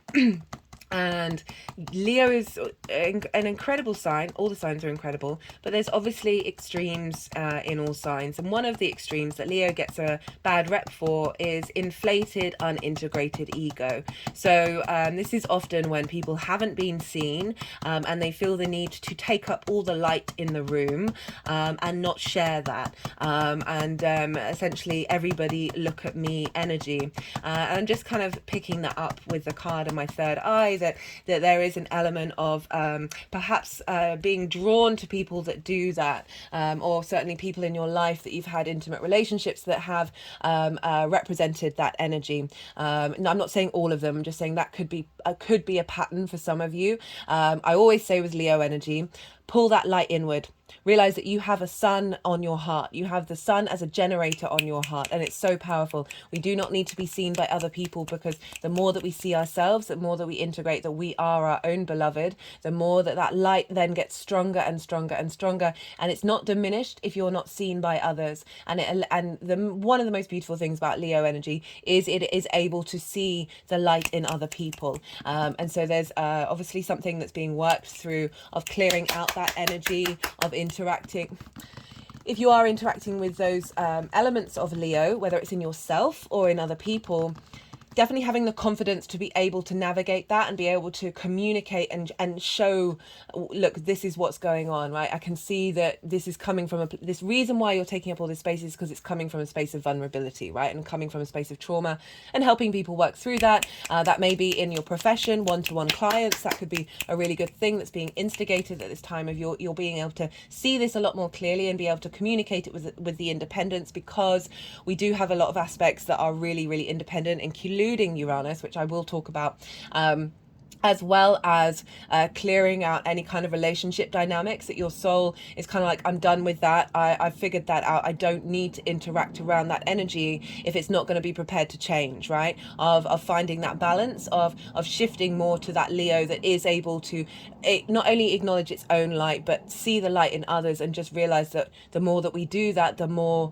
that vibrational frequency gets louder and louder and louder, and the more that we're acting from a place of abundance, that light isn't a scarcity, that it is in fact in us all and everywhere at all times. Right, so that was just wanting to come through. Okay, what was I saying? Venus and Chiron. Okay, so Venus is making a trine to Chiron, bringing about wisdom through that trine. And with that wisdom, we get that sense of opportunity, that abundance, that generosity, and that luck. Chiron's been in Aries for a while. And so it's now there with the North Node. The North Node is exaggerating that Chiron energy, helping us heal deep wounds and finding the wisdom within them. That's certainly the message that came through when I did the Nodal Transit series. And so do check that out if you want more detail around the Aries Libra axis that's we've now shifted into away from Scorpio and Taurus. But essentially that it's in your third house of communication, Aries, sextiles, Aquarius energy, which is an aspect of Venus, which is bringing about harmony, connection, value, appreciation, and love, right? So there's a flow of brainstorming between the Aquarius and Aries energy, as well as the trine with Venus, and the energy of what's going on with this new moon to Chiron, in the way that you communicate. And that's absolutely everything that we do, the things that you do on a day-to-day basis, bringing meaning into your life on a day-to-day basis. It is the house of the goddess. It's opposite the ninth house, which is where we get our big picture philosophies from, and bringing that into meaning into our day-to-day. So Chiron and Venus is helping. Venus is helping provide Chiron with a sense of love and connection and harmony that's able to transform that wound into wisdom. Chiron was a master teacher. The lessons that we learn from Chiron are often lessons, very, very powerful lessons we're able to transmute to other people and break the cycles.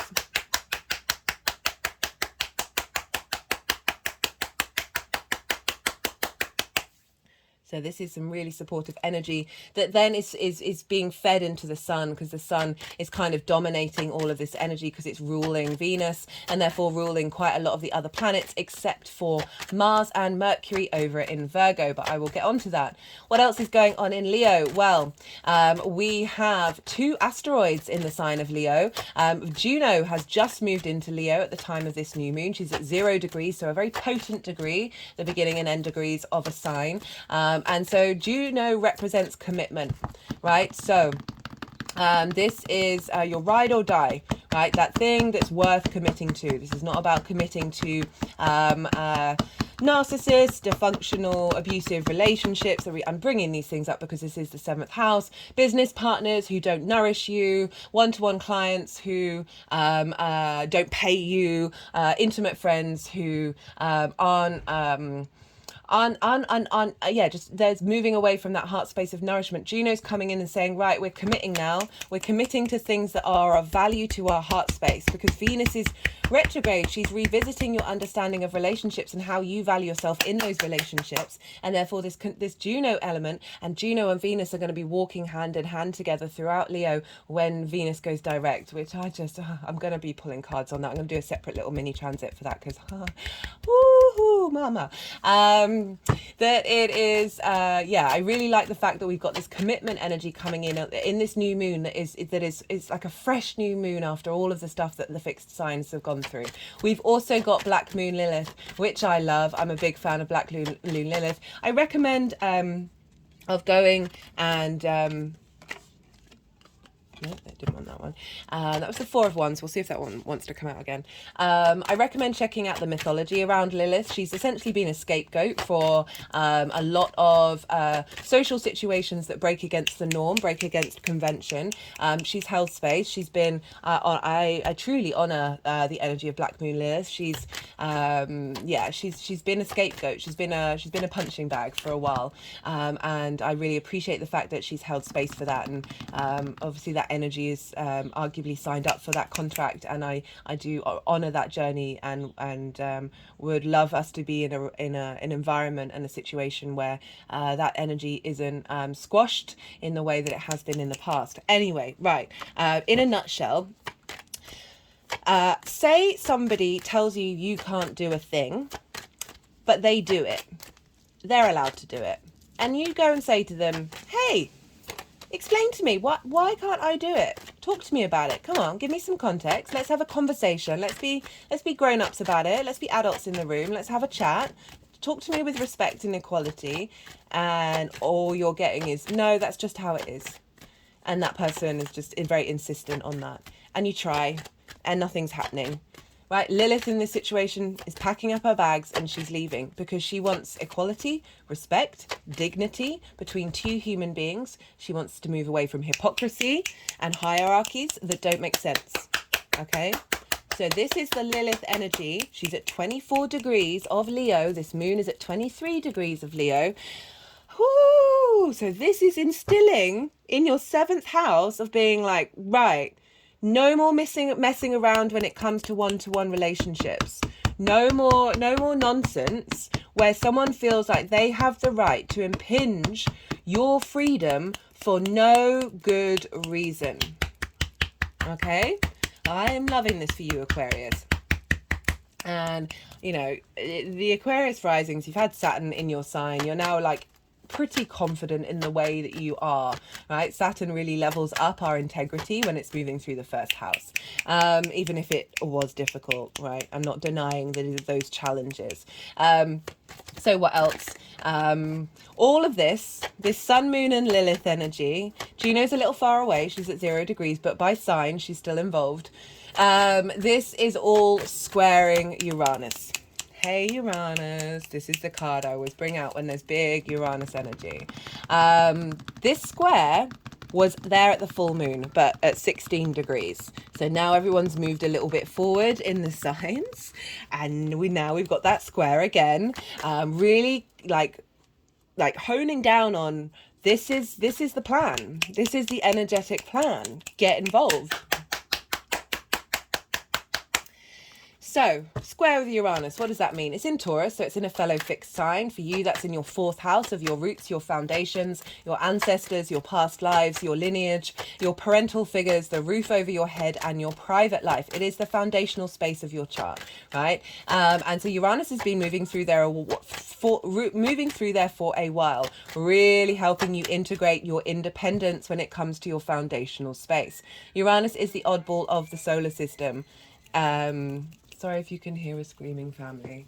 I had to open the windows because it's quite warm, and I was getting very lightheaded in Pisces reading. I'll just talk louder. Right, so very interesting as that's kicked off when I was talking about foundations and your parental figures. It's our love languages take many forms. And that can be through the way of communicating and also oppressing someone's individuality and needing them. And we all kind of step in line with what our parents may have taught us at a young age. And it takes us a while to break free of that.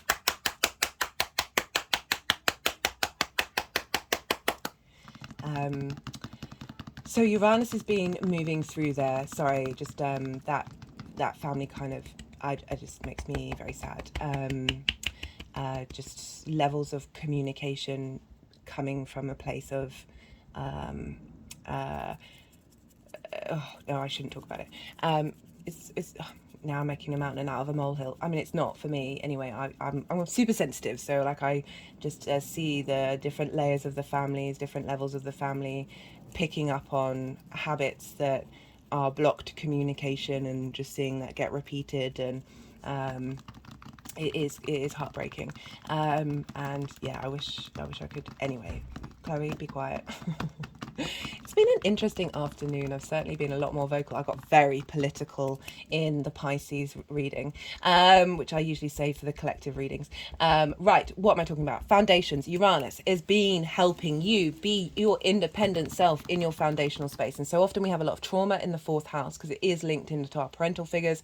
And between the ages 0 to 7, we are running around in unconscious mode. We take everything on board and we take it very personally. It's getting right into the deep of our unconscious space. So it takes us a while to recognize those patterns when we're adults and be like, this is where this has come from, and then navigate and work through that.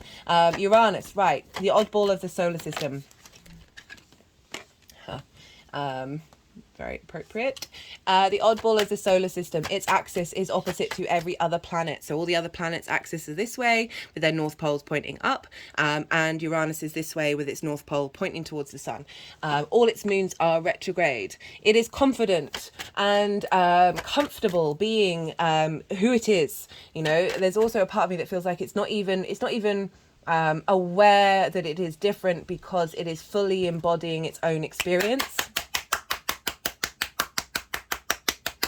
which is a wonderful thing. Like sort of dance like no one's dancing kind of vibes. And Uranus really wants that for us all. So we are the universe manifest in individual form, and there are so many parts of our environment that try and tribalize us and put us all in boxes and have us conform, and then other people if we are outside of that framework, right? It's very maverick energy, can be rebellious. It's very innovative and very inventive energy because it's able to think outside of the norms, right? So there's a deep amount of intelligence with Uranus, but it's often perhaps not taken seriously because it can be outside of those frameworks that we are so commonly used to, right? So Uranus moving through the fourth, that's been helping you be confident being yourself, right? And so that may be difficult around parental figures who have not been able to let go of that energy and not being able to see you as a fully grown individual, right? You don't even have to be fully grown, as an individual, right? I look after my friend's kid and I treat her as like a autonomous being, right? I try and let her be as free as possible while giving her boundaries, like, because she is a small child. There's just that honest. I try and be really honest with her and like be upfront and not try and manipulate situations just because she's upset, right? Like we can often not realize the way that we communicate and the way we behave around our children is so influential, right? I had a reading with a phenomenal psychic yesterday. I haven't had a reading done for myself for a very long time. And essentially she channeled that I used to be able to see entities when I was younger. I used to be able to see things that were not of this standard 3D form, because I at this current moment that's not my reality. I used to see them and I was told by a grown-up in my life, she didn't say which one, a grown up in my life, that they weren't real, and then my brain shut down that part of me that was able to connect to that. And that was just the smallest of little, well, arguably to them the smallest of little things, and yet that had quite a fundamental effect on the ability for me to channel in that way, right? So it's probably why I'm getting a bit heated about this. Yeah, it's obviously coming out for a reason. That of this Uranian energy has been setting you free. And now we have it involved with the Leo energy. Absolutely love it. Love it, love it, love it, love it, love it. Right, of going, right, I've been regenerating, revenerating your roots and foundations. Now I'm going to feed all that energy into your seventh house of being like, this is where we're headed with the way these relationships are turning up in your life and the way that you're turning up in those relationships and what it is that you're offering and what they offer to you.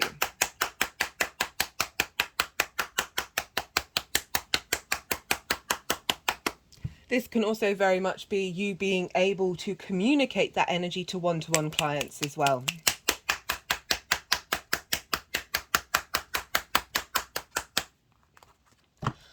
Whew, this isn't it. There's more, guys. Ay, ay, ay. So not only is this happening, and it's a square, so this is an aspect of Mars. It can bring about conflict, drama, frustration, winning at all costs. This is because it's a 90-degree angle, two fixed energies butting heads against one another, thinking that both sides are right.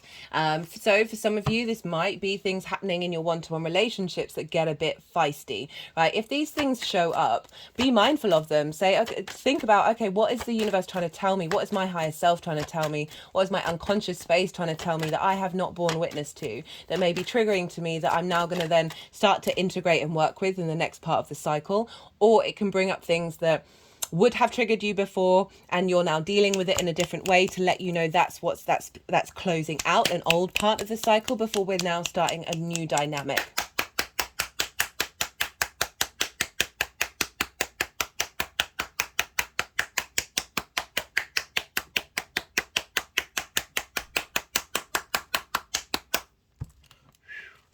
Also, high-end manifestation energy is the square, right? So we need friction, which is the other side of that conflict energy of things butting heads against one another. Without that, this 3D linear time frame construct reality that we are very consciously aware of, this dimension that we're in, needs friction in order to exist. Without friction, atoms wouldn't rub against one another in order to create time and space. So, right, we need those squares in order to take action, in order for things to become manifest. And we've got this big hardcore manifestation energy with Uranus feeding into the sun. Uranus is at 23 degrees 0 minutes of Taurus. This is nearly an exact aspect. This is powerful stuff, and this is instigating a new intention, a new way of operating from your heart space, with courage, with light, allowing that light to shine brightly. Woo! Love it. Right, what else is going on? So, the Sun and the Moon and Lilith, they are making positive, well, soft aspects to the North and South node, whereas before they were making a hard aspect with the Taurus-Scorpio axis in a square formation. Now the Sun and the Moon and Lilith are trining the North node in Aries, where Chiron is, which I already talked about. And the North node is what we're striving for, what we're headed for, and this is making a very close trine of providing wisdom and inspiration. That North node is feeding into that new moon of like, where are we headed in terms of being confidently being able to embody your own experience without being rude, without diminishing other people's experience, but again, very independent energy, that Aries energy.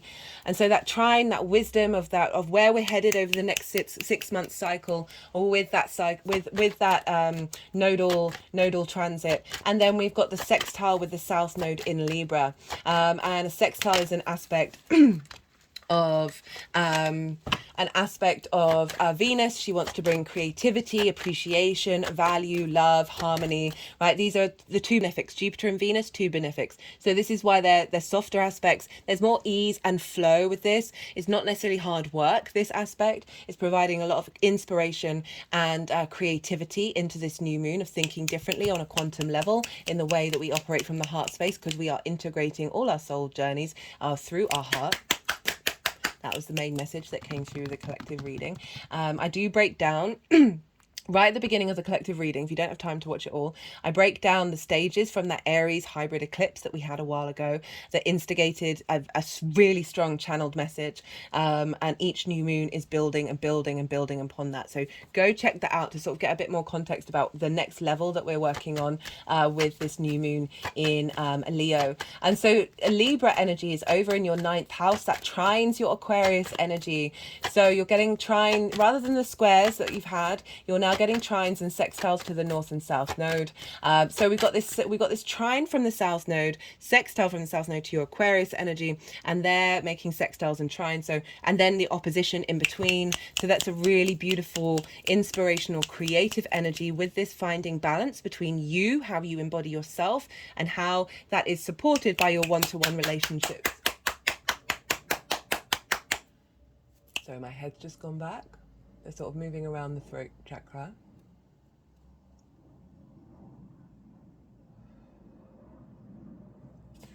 Okay, whoa. Oh, head's now fallen forward. They've put a finger on the third eye.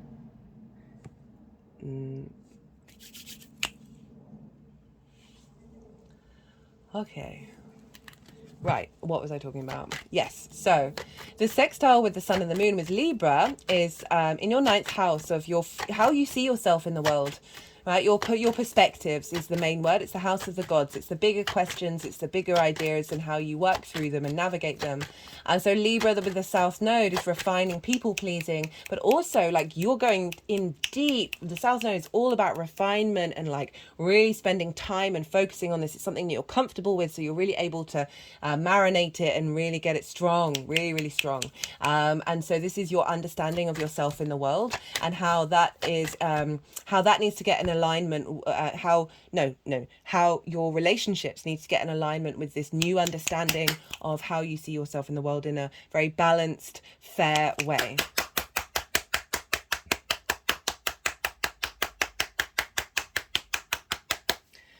Love it. There's other stuff. Right, so the other main aspect that's happening on this day is between Mars and Uranus. This is a trine. We won't get another trine with Mars and Uranus until the end of January.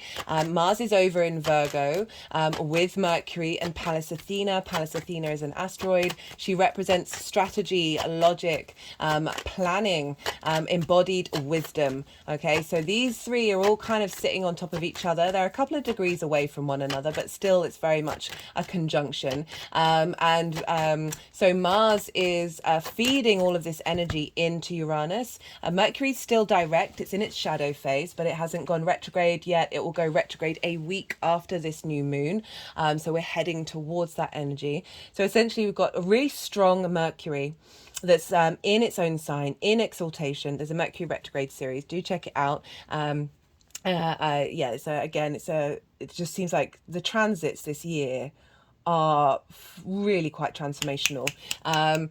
For various reasons. That Mercury, how we engage with information, where is our focus with the information that we're getting, and how do we go into flow? Mercury really likes to move, likes to be into flow. Pallas, Athena, strategy, logic, wisdom. Mars, the embodiment of your actions, your drives, your passions, your motivations. It's very in Virgo, very able to take action and see what needs to be fixed, see how to streamline, see how see how to bring things together in order to facilitate, right? Very independent energy, Mars. So we've got independent Uranus over in Taurus, independent Mars in Virgo, which for you is in your 8th house of your give and take between you and the outside world, the outside world's resources. This can be big money, mortgages, loans, inheritance, 3D inheritance, or cosmic inheritance. It's the transformational house. It's the house of the give and take between you and the outside world, you and the relationship. So the relationships show up in the 7th house, but the give and take between the dynamic in which you give and take, it shows up in the 8th house. So this is so often when giving too much or taking too much can show up, and asking to call balance into that. You got a retrograde happening there while you've got a Venus retrograde in, I've already talked about this in both of those, while you've got a Venus retrograde in your 7th, of getting into balance, but getting into harmony, a deeper understanding of how you exchange with the outside world. And Mars is feeding this very independent energy, right? Being able to take action around that with Uranus. So Uranus is helping clear the way. Uranus is helping giving you the confidence to be individual. Whereas Mars is like, okay, let's do something about that. Let's put that into action. So I really like that Mars is talking in this trine on the day of this new moon, which is then feeding into the new moon itself for two reasons. One, because the aspect to Uranus and the moon is very tight. So what's feeding into Uranus is then feeding into the sun and the moon. And also because Uranus is in the sign of Taurus, which is ruled by Venus, and Venus is in Leo, and Venus is being governed by the sun. So there's a feedback loop to the sun and in 2 counts. And so we've got this very independent energy of Mars going, okay, right, let's facilitate that. Let's instigate the energy of facilitating this all coming together.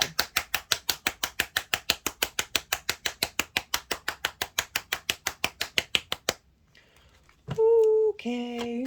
We've also got, I think I'm going to do the whole lot. There's only 2 more bits. I know it's a lot. I can't help myself. I like context. I'm a Virgo Sun. I like all the cards on the table. Right. We have Ceres in Libra. So Ceres is another asteroid, and she represents the grain harvest. She's the earth mother. She is the bountiful. She is the nourisher. And so she's in your 9th house of providing you nourishment and support. And that is feeding into this sun and moon of how you see yourself in the world, being able to feel abundant in the way that you see yourself. And that is feeding into this new moon of setting up new dynamics with your one-to-one relationships. Love it. We also have another asteroid. I love the asteroid so much. Vesta. I talked a lot about Vesta in the Mercury retrograde series. Vesta and Mercury are making an aspect on the day Mercury goes retrograde. For me, it's my favorite aspect of the whole transit. There's loads of other stuff that is really, really juicy and really lovely, but that one I'm just like, poetry in motion. I talk about a lot about the mythology in that transit series, but essentially Vesta represents devotion and tending to something, a devotional care, a sense of sanctity, of sanctuary, that inner flame within you, wherever it is you are. Then wherever she is in the chart and in your natal chart, there's an element of devotion that you put into that area of your life. Vesta, began with a V, is in the sign of Gemini. Sorry, my hands were just over my heart chakra while I was talking about that.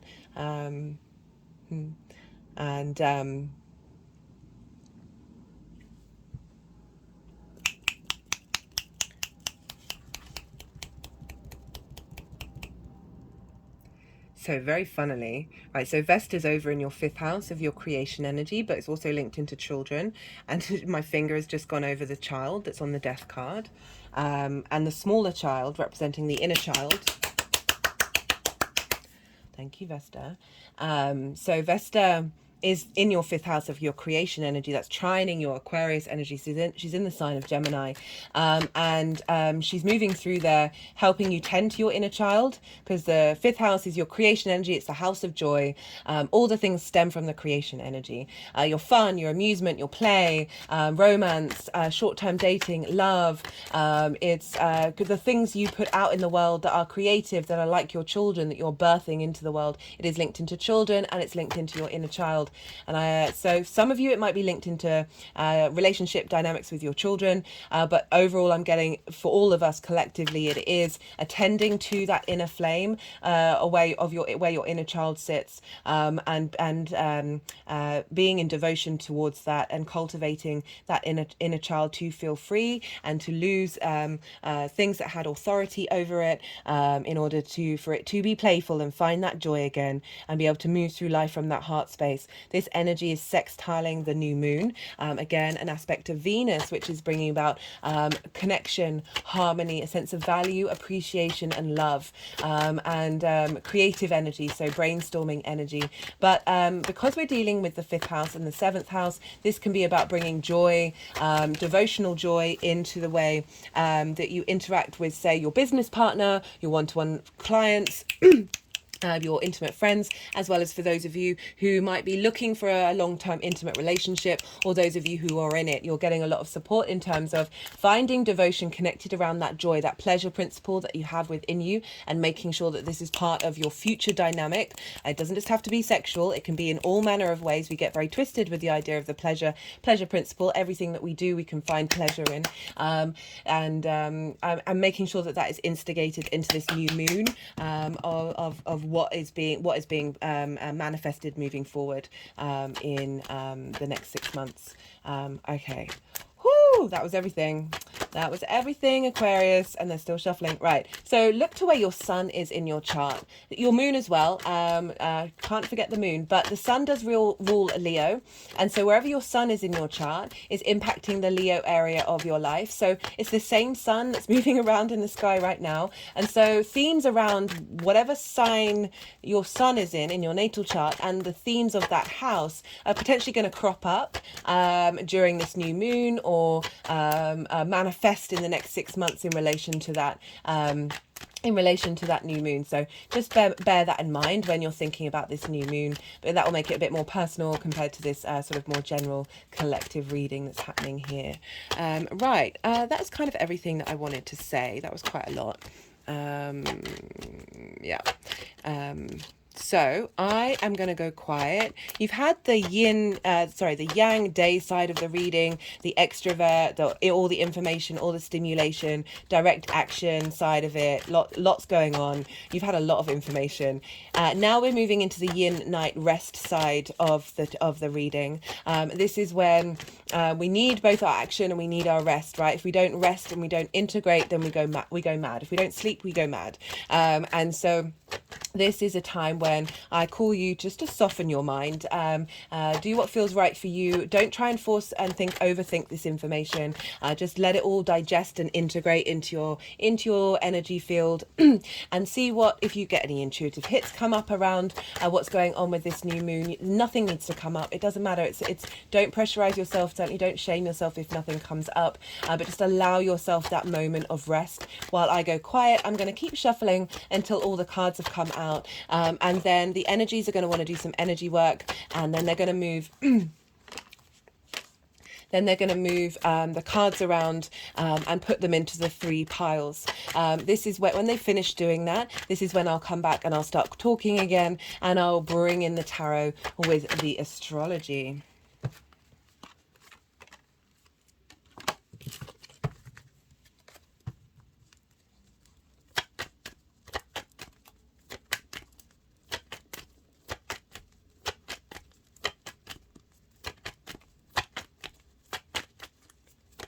Oh, I completely forgot. Sorry. This is on an angular house. Angular houses are 1st, 4th, 7th and 10th. I usually say that at the beginning. And these are really pivot points in your chart. They mark the sort of foundational structure of your chart that has a big impact. So whenever we have transits in these houses, they have a lot. They're saying a lot. So I just wanted to let you know about that. Now I'll go back to being quiet.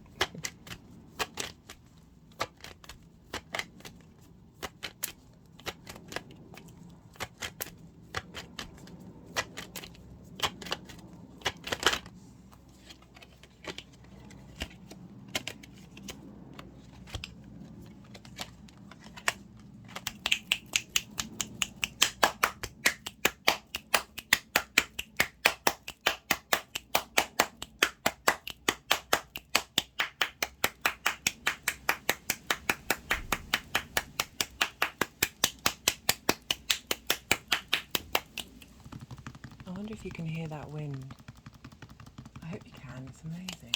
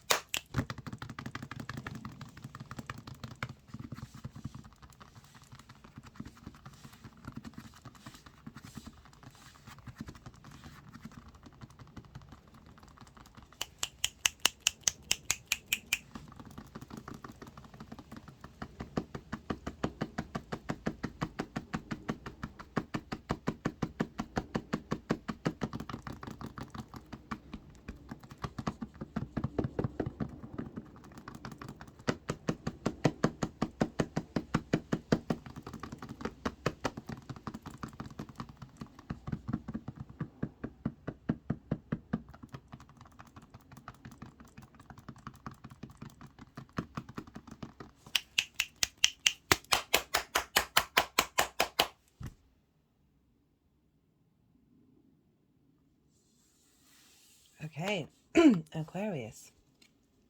Actually, I'm just going to pause for a second and hydrate so I'm all fresh for the tarot. Okay, Aquarius. So we've got a lot going on with the lead up. Again, not surprised. This has been a lot over the last 2.5 years. So we've got an interesting arrangement of cards here.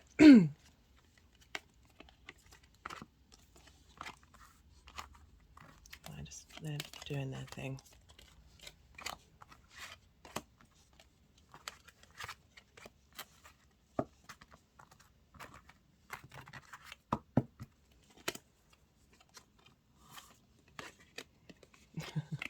I'm just going to wait for them to do what they want to do. So we've got the Three of Swords, the Five of Wands, the Five of Swords, the Ten of Wands. Now these are all difficult energies, and it does feel like there's been a lot of clearing going on over the last over the last 6 months that you've been working on integrating everything you've gone through. It's with the Tower card and the Death card that really does symbolize a pulling down of old structures that have limited you in the way that you engage in one-to-one relationships, or the way that they are showing up in your life, right? Again, with that square with Uranus, the nodes in your foundational space as well as Saturn moving through your first sign, you've been dealing with a lot of working through a lot of that which has been blocking you. Set Three of Swords. This doesn't just have to be romantic, but very much any kind of thing that's said to you that causes your heart to shrink, your heart to feel grief, your heart to feel like, oh, there's something blocking my vibration. I've got the Five of Wands. This is kind of chaos energy. It's conflict. It's in both these fives are sort of more conflict energy. This one's not quite as brutal as this one, but there's sort of like no energy is really getting anywhere. Like there isn't momentum, there isn't movement. It's quite a stagnant energy, even though there is movement going on, there's no momentum. A Five of Swords, this is the bully in the room, right? This can be the way that you looked at relationships, like your mind might have been a bit of a bully. This could be people you've been in relationships with, not just romantic, that may have been the bully in the room, that may have blocked your ability to feel good about yourself, feel good about those relationships, because there's a dynamic of there's energy, but it's stagnant, it's short-sighted energy, and it's coming with the Ten of Wands, which is saying, goodness me, I feel so exhausted and burnt out by all of this drama. All of this heaviness. Like, why does any of this need to be? I just want to shine a light. I want that light to be shone, and I want to feel good, and I want my heart to feel good, right? That's all any of us really want. This is burnout, this exhaustion, this is feeling like those dynamics have been like a heavy burden rather than a liberating force. Okay? So you can't even see that there's a blue sky. You're so hunched over. You're so taking on board perhaps lots of responsibilities. That might be clients. That might be a business partner. That might be your friends, where you're just like, why am I taking all of this weight? Because Saturn moving through your first gives you a sense of authority, that it might be that people lent on you quite a lot during this time, and you just felt quite overloaded and quite burnt out. I do also feel like it is working through a lot of childhood trauma around relationship dynamics that are being cleared out, because we've got the Tower card. And the Tower card, I'm not surprised with eclipses and stuff like that and Saturn. Tower card looks like a really scary card, doesn't it? But I like to point out, all of the scary part is happening right at the top. Your foundations are still strong, right? This is what, for me, even though this is Mars's card, for me, this is very much a Uranian card, right? Uranus can come along, can flip something upside down in order to make sure that your foundations are able to thrive, rather than keep feeding into situations that no longer serve you.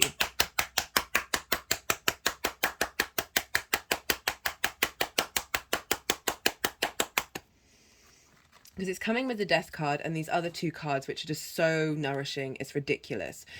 The Death card is acknowledging that which you need to let go of. You see here, the King is no more, right? This is the acknowledgement of things that have had an authority over you that are no longer here, that you are able to transmute it. Or it's not that they're no longer there. It's like they no longer have that hold over you. They know that you're no longer bound by them. We've got the sun rising. We've got the figure is in armor, right? There's a protection of this transmutation, of this cycle of life, death, and rebirth. We've got the inner child here. I really like that Vesta was coming in and saying, no, we're tending to that may have blocked your ability to find joy in these one-to-one relationships. Oh, big energy release at that one. For those of you who aren't necessarily resonating so heavily with the sort of trauma aspect of it, it could have been still showing up in a very nuanced way that you've been working through, right? Everything is all relative, so it may not be as big energy as I'm explaining and talking about, or that I'm channeling, that it's certainly things that have been on your mind that you're like, no, I can do better than this. Situations can be better than this. This doesn't, even though might be ticking a lot of boxes, this still doesn't quite feel right.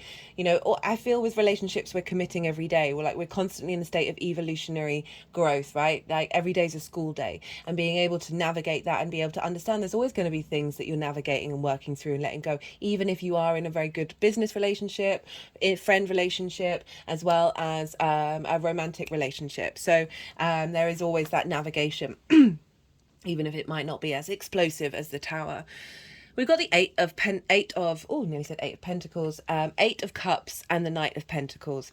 Now, the reason why this is so nourishing is, so this card, the way that the main message I always get with this card is our trauma responses and our limiting beliefs get recreated in our grown lives. Doesn't matter really what age you are, they still get recreated. They're the cycles of imprints that we have within us that are part of the human experience to break those cycles, and we are very capable of doing so in so many different modalities.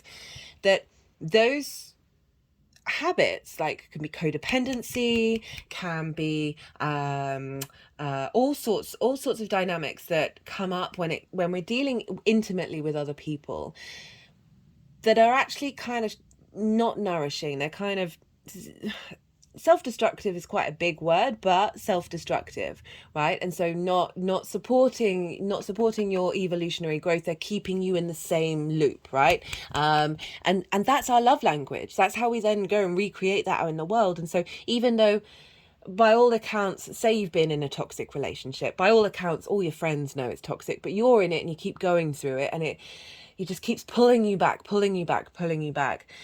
And from the outside world, it doesn't seem comfortable. So usually the interpretation of this is leaving something comfortable because all those cups are full. It doesn't seem comfortable, but to your body, to your unconscious space, my hands have just gone over my heart chakra, to your vibrational frequency, that is what's comfortable. That is what nourishes that love language that we learned from a very early age. I was talking about that family over the road. Like it's the communication, the way that we communicate at a very early age is very, very important, because that gets recreated. For some of you, it could have been about leaving a situation that, for all intents and purposes, was really comfortable, was fulfilling, but it just still wasn't right? So it's not invalidating that experience. But the main one I always get from this is finally like going, no, this isn't working, and doing the hard work. Like, it's hard work to break out of those cycles. There are so many different modalities to do it. It really does fill me with so much joy that we're getting more of a holistic understanding of all of that, and and how popular that is with the younger generation. It makes my heart very, very happy. You've gone on this journey, right? You've gone through all of this. You've been aware of it, this consciousness of the Death card, of being like, I see clearly, see the horse, see the rose is white, is that sense of clarity. The sun is rising, that clarity coming through, of going, I'm going to go on this journey, even though it might be hard work, right? It might need to put in a lot of effort. You've got the cloak of courage here, and you're going to go and climb that mountain to get a higher perspective. And it's with the Knight of Pentacles, and this is what I love about it. Knight of Pentacles is the slowest horse. It's the biggest, but the slowest horse. You're going to get there. You're taking your time. You're dedicating yourself to the process. You see here, the field has been tilled. The effort has been put in. And now it's time to plant new seeds and new dynamics in the 3D world. How are you showing up with wisdom and courage? The oak leaf in the Knight of Pentacles had the ability to take action, to help break those cycles, to help navigate your new understanding of how you want to move through the world.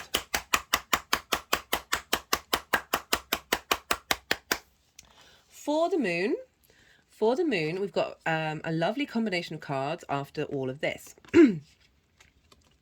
Right, so we've got the Four of Swords, the Six of Pentacles, and the Nine of Wands in reverse. So I kind of laughed when this was coming out because I was talking about sort of more conflict energy that can be found in the home, where it's just like repeat after repeat after repeat of feeling like you've got to be in conflict mode, and you find it really difficult to break out of it.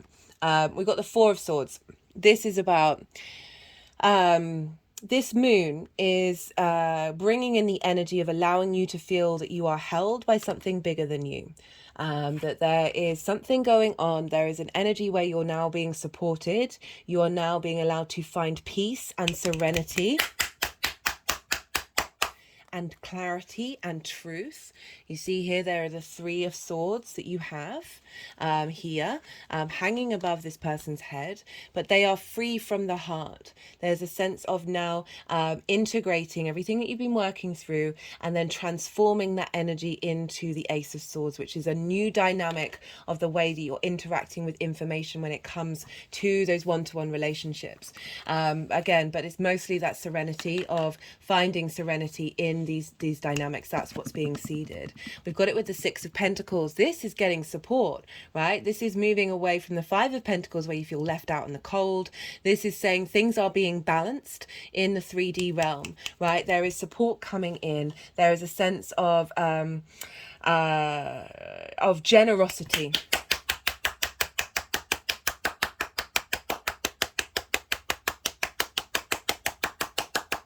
Rather than conflict. We've got the...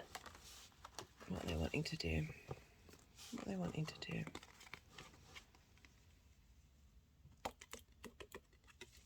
Okay. Just sort of highlighting the swords falling out of the heart. Okay, they've just put this card over my heart rather than my heart chakra. This is the Nine of Wands. This is the battle-weary warrior, the one who keeps standing up and is standing up for themselves, but keeps finding themselves in situations where people are coming at them with conflict, of the drama of it all, right? The Leo can be dramatic. I say that as I've got a lot of Leo in my chart. Not a sun though, or a moon. What am I talking about? So this is in reverse of saying that need to be on guard and feeling like you've got to defend yourself, that you are not being supported by one-to-one relationships, of you're having to do all the work, you're having to protect yourself, but not only that, you're not only being not supported, but there's an element of conflict. There's an element of people engaging with you in a way that isn't nourishing, isn't that serenity, isn't that sense of generosity. And this in reverse is saying that's shifting, that's changing. You don't need to be in conflict mode anymore. You can be in a state of ease and a state of serenity. We have, for the energy manifesting moving forward, we got three major arcana. We've got the Eight of Wands. This means something swift is changing. A dynamic is moving forward quickly, right? There's just an energetic shift, right? Moving away from the conflict to there's just a clearing of the air. And just with the Wheel of Fortune, this is Jupiter's card. Jupiter's down in your 4th house. This is a sense of fate really coming in and saying there is a shift of this energy dynamic. Something is shifting, and this is all moving upwards, right? So this is moving forwards. We've got the Chariot card. This is the Cancer card. This is about victory. This is dominion. You feeling confident in yourself, right? There's an element of balance here. They're not trying to control situations. So you notice they don't have any reins to guide the yin and the yang sphinxes of that sense of balance, but they are able to move through the world with a sense of ease, knowing that they have everything that they need within them, but also they have the resources they need to take action in the world and to bring things into victory.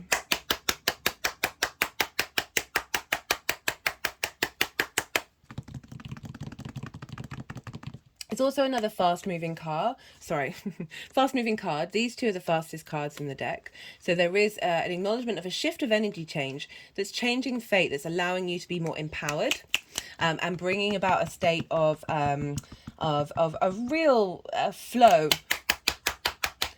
while also knowing your own power as well, right? Really knowing the strength of who you are, and not necessarily getting swept away by distractions of relationships that might not be serving you in the long term. And something's definitely moving. There's momentum happening. We got it with the King of Cups, the Justice card, and the Seven of Wands. King of Cups, very emotionally controlled, like in control of its emotions, very creative, very imaginative, able to take action with emotional intelligence, right? So that's something we all crave for in the people that we interact with on a one-to-one basis, of emotional intelligence. This can also be you, if you've got one-to-one clients, of being able to interact with them with emotional intelligence that actually facilitates your working environment, however that shows up for you. Being in emotion, you being emotionally intelligent with your friends and your loved ones, and also like having the confidence to do what you need to do and take action on it, rather than necessarily, there's a lot of confidence energy coming in. We've got this with the Justice card, and so this is about things coming into balance. This is about new soul contracts coming in. That are you know, we've got you've got two scales. You've got two scales here. Whoa. We've got a scale here, and we've got a scale here. So that is really the universe saying things are being rebalanced. Things are coming into a state of harmony and flow. There's equity coming in. There's the truth is coming out. Like you being able to speak your truth as well, with confidence in these dynamics. There's a lot of conflict energy here, right? There's a lot of burden. There's a lot of heartbreak. However that's manifesting, like it's not just about romantic relationships, but for those of you it is. This is saying this is being rebalanced. This is you finding the confidence for you to be able to move through those relationships with victory, with emotional control, and with the ability to speak your truth. It's coming from a place of equity and wisdom. Crowned by the Seven of Wands in reverse. Love this card. Love this card. Right, upright. This person has something of value, right? They're on the higher ground, right? They're on top of a cliff, but they don't know it, right? They feel like they're in a state of competition with the outside world. They're unsure that what they have is really not even worth being in competition with other people with. Always be in competition with yourself and not the outside world. But look, the face is so unsteady. Like they're like, I'm not sure about any of this. They're wearing different shoes.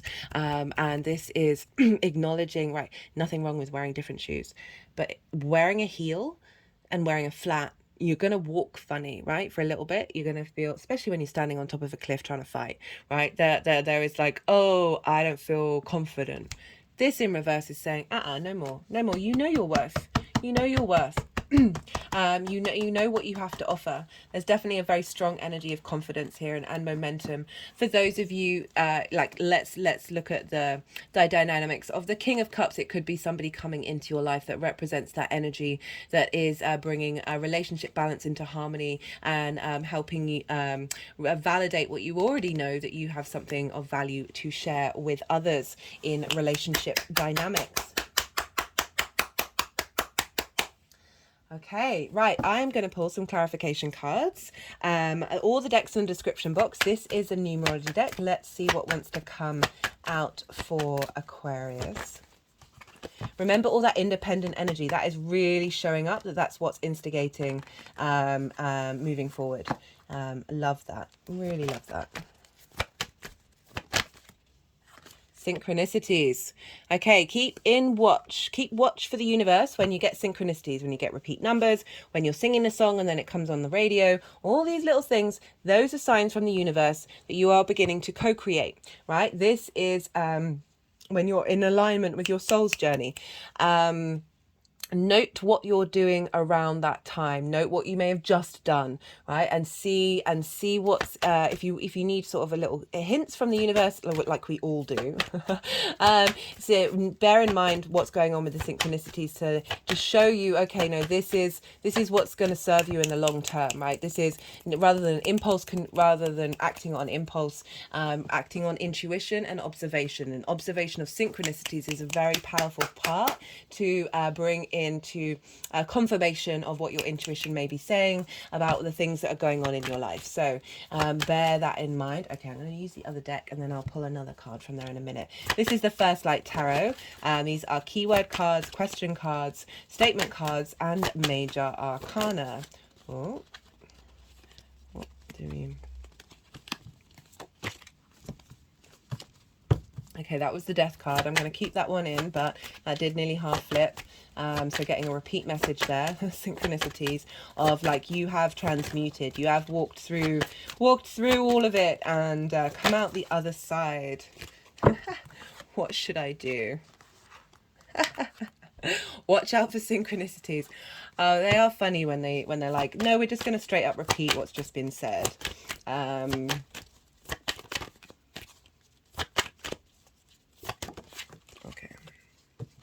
We've got the Magician. This is the Mercury card. Mercury's over in Virgo at the moment, helping you bring into balance your give and take between you and the outside world, you and relationships, you and spirit, right? So it's the give and take between you and the 5D. This is the Performer, creativity, illusion, power, bringing you have everything you need. Again, it's sort of reiterating that Chariot energy of being able to communicate your needs, right? Communicate how you want, what you need from these relationships, and taking this very powerful energy, the Magician, that is kind of saying that you are embodying this power of being in flow, right, in flow with all of the elements of the universe, and through that through your navigation of the world, that you are creating a dynamics that are serving you.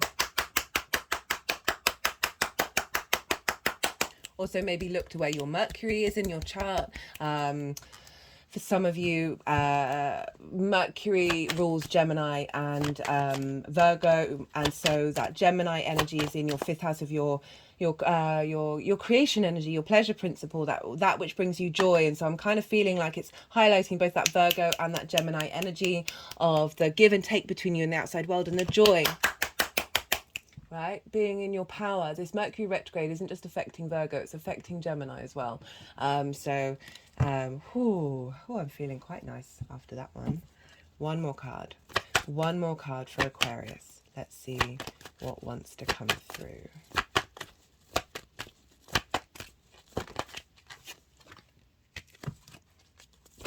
Wait.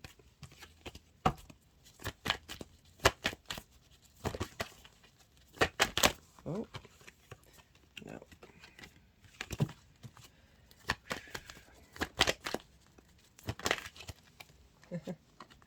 Actually got a flipper that time rather than my fumbles with my hands. We got a happy ending. Regardless of whether you are looking for a love relationship, this is about you embodying your needs with intimacy, with the way that this intimate dynamic shows up in your life, in a way that is providing you this contentment in yourself, this ability to feel like your foundations are strong and that you are able to embody yourself without diminishing your light with others. Okay? And so not forming yourself in a way that supports other people without supporting yourself. That this is about whatever's going on for you. This is an acknowledgement of what you've been through. And there's an element of calm, of serenity coming in, that you are going to embody an energy that feels good, regardless of whether you have these things show up in your life. We're all not everybody's looking for that. Just this, but feeling good about how you feel about those, how that shows up for you, rather than but some of you, this is highlighting the fact that Venus retrograde could bring somebody into your life that is bringing a sense of confidence and allowing you to be confident and allowing you to be free. This also could be a business partner that you come into business with, where you're like, oh, I can get stuff done with this person. We're creating magic here. With your clients, with your intimate friends, with your intimate partners. All of these things can very much be at play. I'm just getting called to do one more card from the First Light Tarot.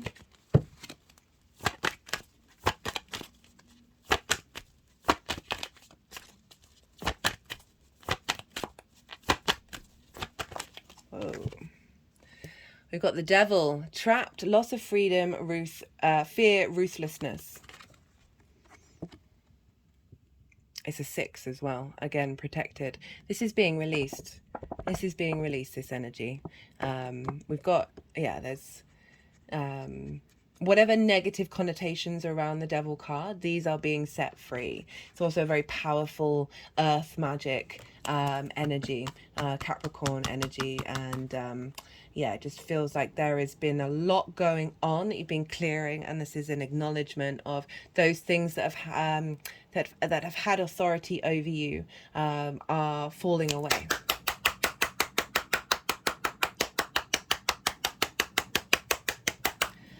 Okay, so I'm going to leave it at that, Aquarius. That was a bit of a ride. That ended up being quite a long video. Oh my god, I can't help myself. These lunation videos are supposed to be like 25 minutes long. All right, okay, Aquarius. I hope you got something out of that. I hope you enjoyed it at the very least, even if you're like, none of that relates to me, but that was a cool story. Oh, right. There are lots of things that you can do to help the algorithm send all this information out there if you want to pay it forward. This is a growing channel, so all interaction really helps. Liking the video, leaving a comment, let me know what, either an emoji, or let me know what sign you're tapping into, or just say, chatting about the astro weather. I love that. It's my favorite thing. It brings me a lot of joy. I will get back to you of how that's showing up for you in your life. What intuitive hits are you getting? As well as...